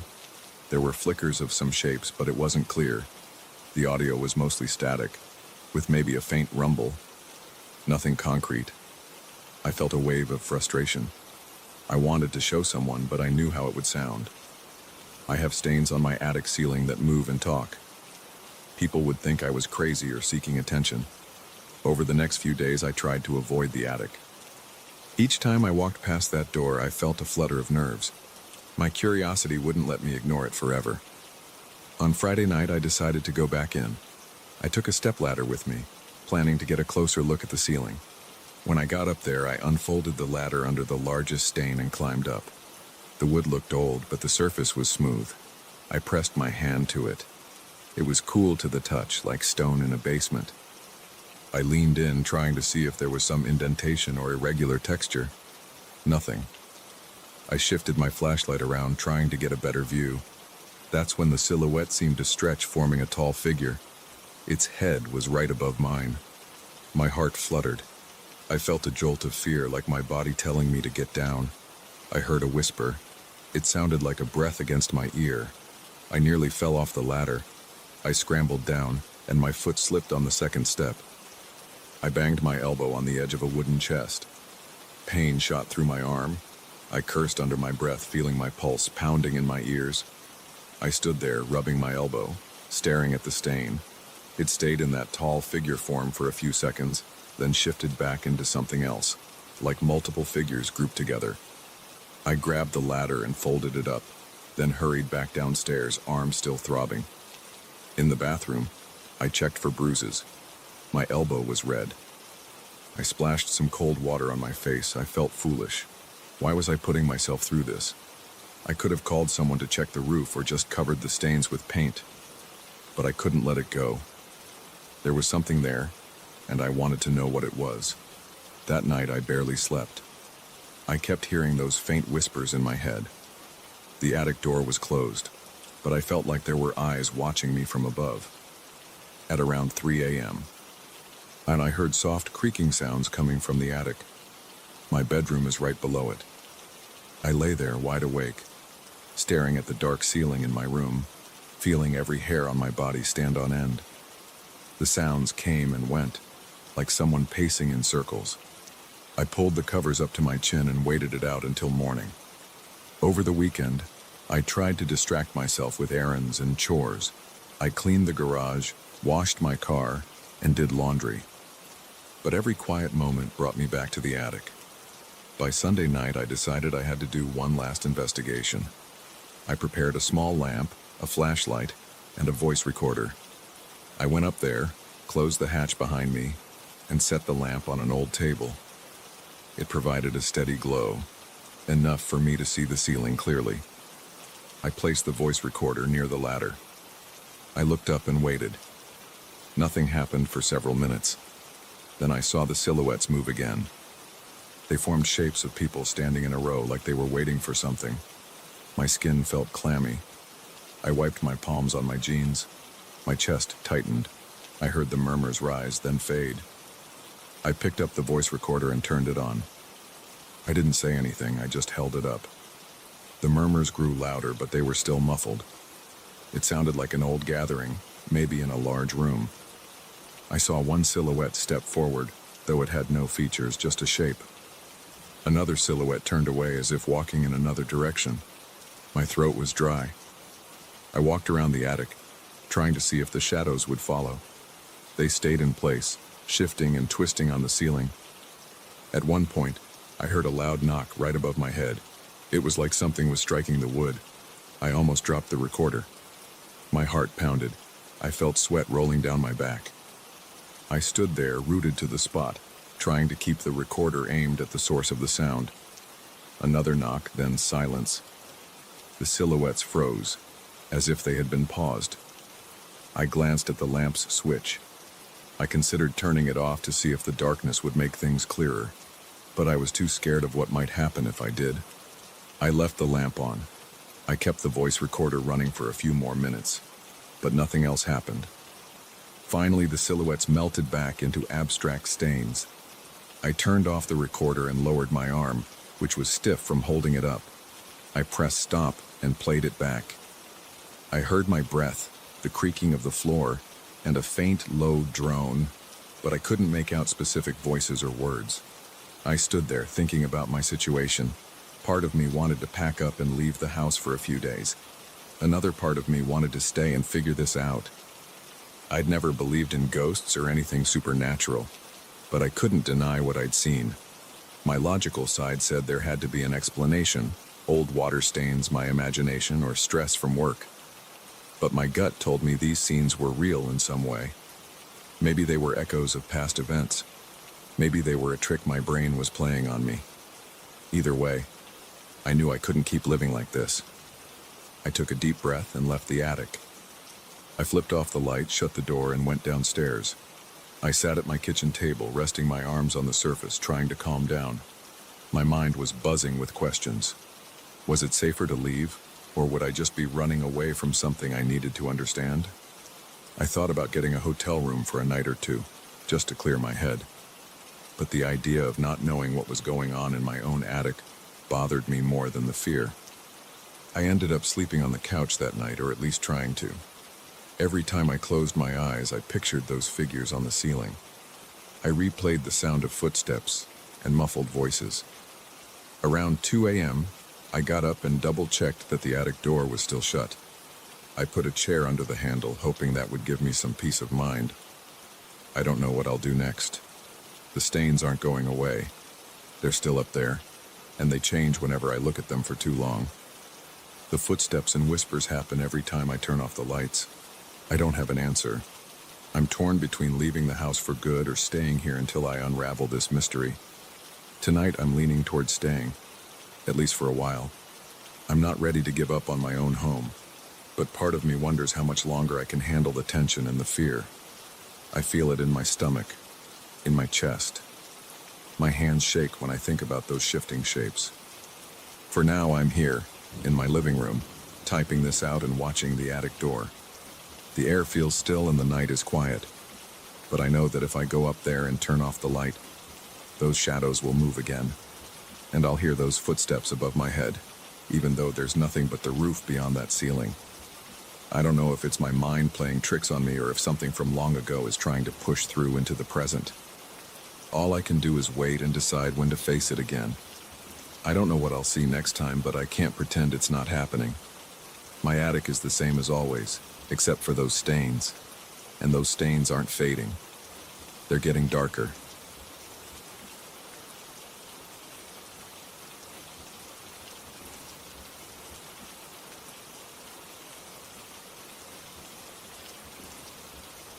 I heard the first scratching sound on a Wednesday night around 2 in the morning. It was faint, like someone dragging their nails lightly across wood. I sat up in bed, listening. My heart pounded because I knew every corner of this house, and those noises weren't familiar.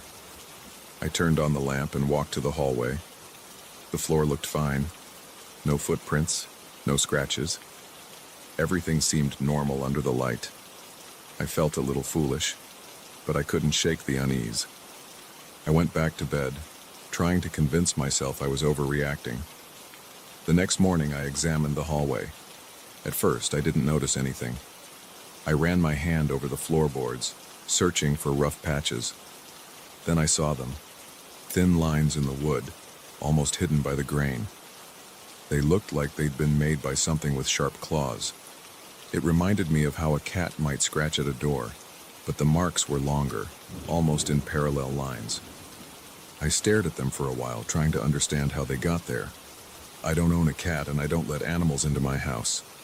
The marks were also deeper than a typical scratch from a small pet. I felt a chill creep up my spine. I decided not to call anyone about it. Instead, I covered the lines with a rug. I told myself I would keep an eye on them, maybe measure them if they changed, but I still felt uneasy all day. That night, I stayed up later than usual. I watched TV in the living room. I wanted to stay alert in case the scratching happened again. Around midnight, I turned off the TV and sat there in the dark, listening. The room felt still, but I noticed a faint odor in the air. It smelled sharp, like rotten eggs or old matches. I tried to figure out if maybe there was a leak or something, but nothing seemed wrong with the gas line. I checked the stove, the windows, everything. The smell lingered, and it made me anxious. After about an hour, I went to bed, leaving the hallway light on. I woke up again to that same sound, but it was louder this time. It wasn't constant. It came in spurts, like something pausing and then scraping again. I opened the bedroom door, heart pounding, and looked into the hallway. I couldn't see anything. The light was still on and the corridor looked empty. The sound stopped the moment I stepped out.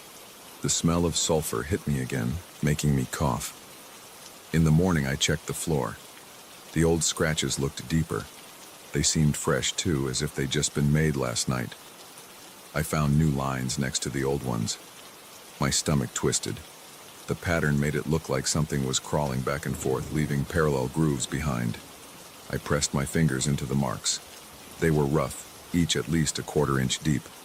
My pulse throbbed in my ears, and I felt a cold sweat forming on my forehead. I wondered if I was imagining it all, but I could feel the grooves clearly. I started losing sleep, worrying about these noises. During the day, I tried to keep myself busy. I went out to work as usual, took calls, ran errands. But every time I came home, I felt this tension in my chest. I kept thinking about that smell in the hallway and those scratches on the floor. I even bought some boards at the hardware store, planning to reinforce certain spots. But it didn't make sense to do that unless I was sure something was actually breaking in. I had no idea what I was dealing with. Night after night, the sounds got louder. At times, it sounded like something heavy scraping the floor. Other times, it was more like nails tapping quickly on the wood. I tried turning all the lights on, hoping that whatever it was would avoid the brightness. That didn't help. The noises came anyway, always between midnight and 3 in the morning. I would run into the hallway, switching lights on, and find nothing. The corridor was empty except for that acrid smell. It burned my nostrils and made me gag. One night I snapped. The scratching had started again, and I burst out of my bedroom shouting. My voice echoed in the hallway and my hands shook. I was furious and terrified at the same time. I demanded that whoever or whatever it was show itself. My heart hammered so hard that my chest felt tight. There was no response. The noise stopped. I stood there for a few minutes, breathing heavily, trying to steady myself. Then I smelled it again, that sulfur stench. It felt like it was right beside me, maybe behind me. I turned around, shining a flashlight into every corner, but saw nothing. I leaned against the wall, feeling sweat drip down my face. I went back to the bedroom and locked the door. Sleep came in brief bursts, filled with nightmares. I dreamed that something was crawling behind the walls, watching me, waiting for me to close my eyes. In the dreams, I would spin around and see a shape scuttling across the floor, but I could never make out its exact form. It was always just beyond the edge of my vision. I woke up each time with my heart racing. The bed sheets would be damp from my sweat. After a week of this, I started to think I should leave the house. But then I thought about the money I'd put into it. It was my home. I had nowhere else to go. I tried to talk to a friend about the noises, but I ended up feeling foolish. He asked if I was sure it wasn't just pipes or rodents. I couldn't prove anything. I realized I might look like I was losing my mind. I stopped bringing it up. A few days later, I decided to set up a camera in the hallway. It was just an old camcorder I had lying around. I placed it on a stool, pointing it at the scratched section of the floor. I let it record all night. That was the worst night so far. The scraping was so loud it seemed to come from inside my bedroom walls as well as the hallway. At times I thought I heard a soft growling, but every time I opened the bedroom door, the hallway was empty. I felt sweat trickling down my back and my throat was so dry I could barely swallow. The odor became overwhelming, like someone had spilled acid in the hallway. In the morning, I checked the recording. I skipped through hours of footage. I found nothing. The hallway was completely still. At one point, around 2:47 a.m., the audio picked up faint scraping. I saw a flicker in the frame, like a shadow crossing the lens. It was there for less than a second. It looked like it might have been a corner of a shape, but it moved too fast for me to make out any details. Then the smell hit me in broad daylight. It came from the floor like it was seeping through the wood. I felt nauseous just watching the video. I tried to rationalize everything, telling myself there had to be an explanation. But the longer this went on, the more terrified I got. I searched the attic and the crawl space for any sign of animals or forced entry. I checked the roof. I found nothing. Yet the scratches kept multiplying. Each day, the marks extended a little farther down the hallway, as if the creature or whatever it was had been exploring more of the house. I followed the trail of scratches up to my living room. Some lines started branching off toward the back door, but there were no footprints, no stray hair or fur, nothing that would tell me what I was dealing with.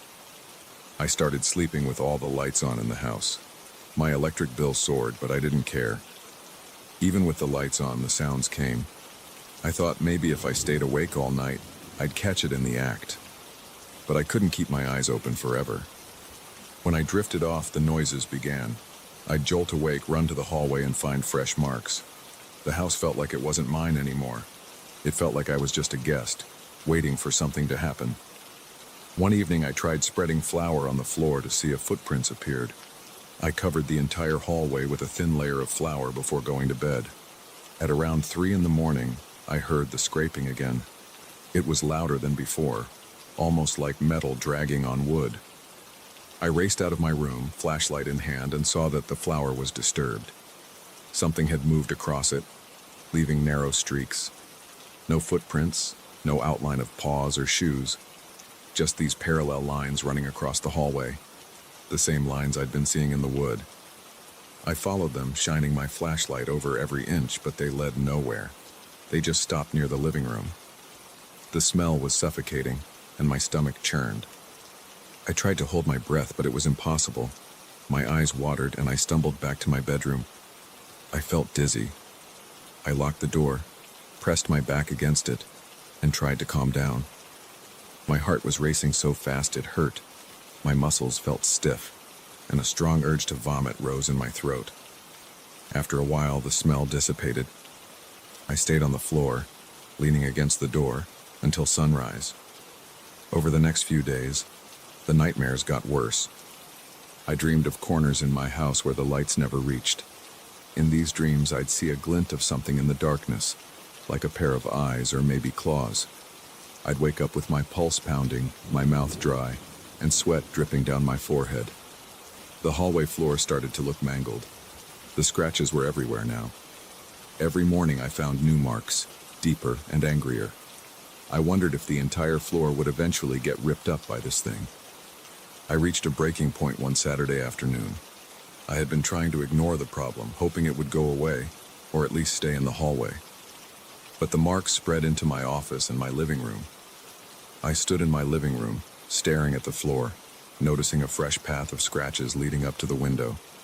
My hands trembled. My stomach felt tight. The house smelled like sulfur, even during the day now.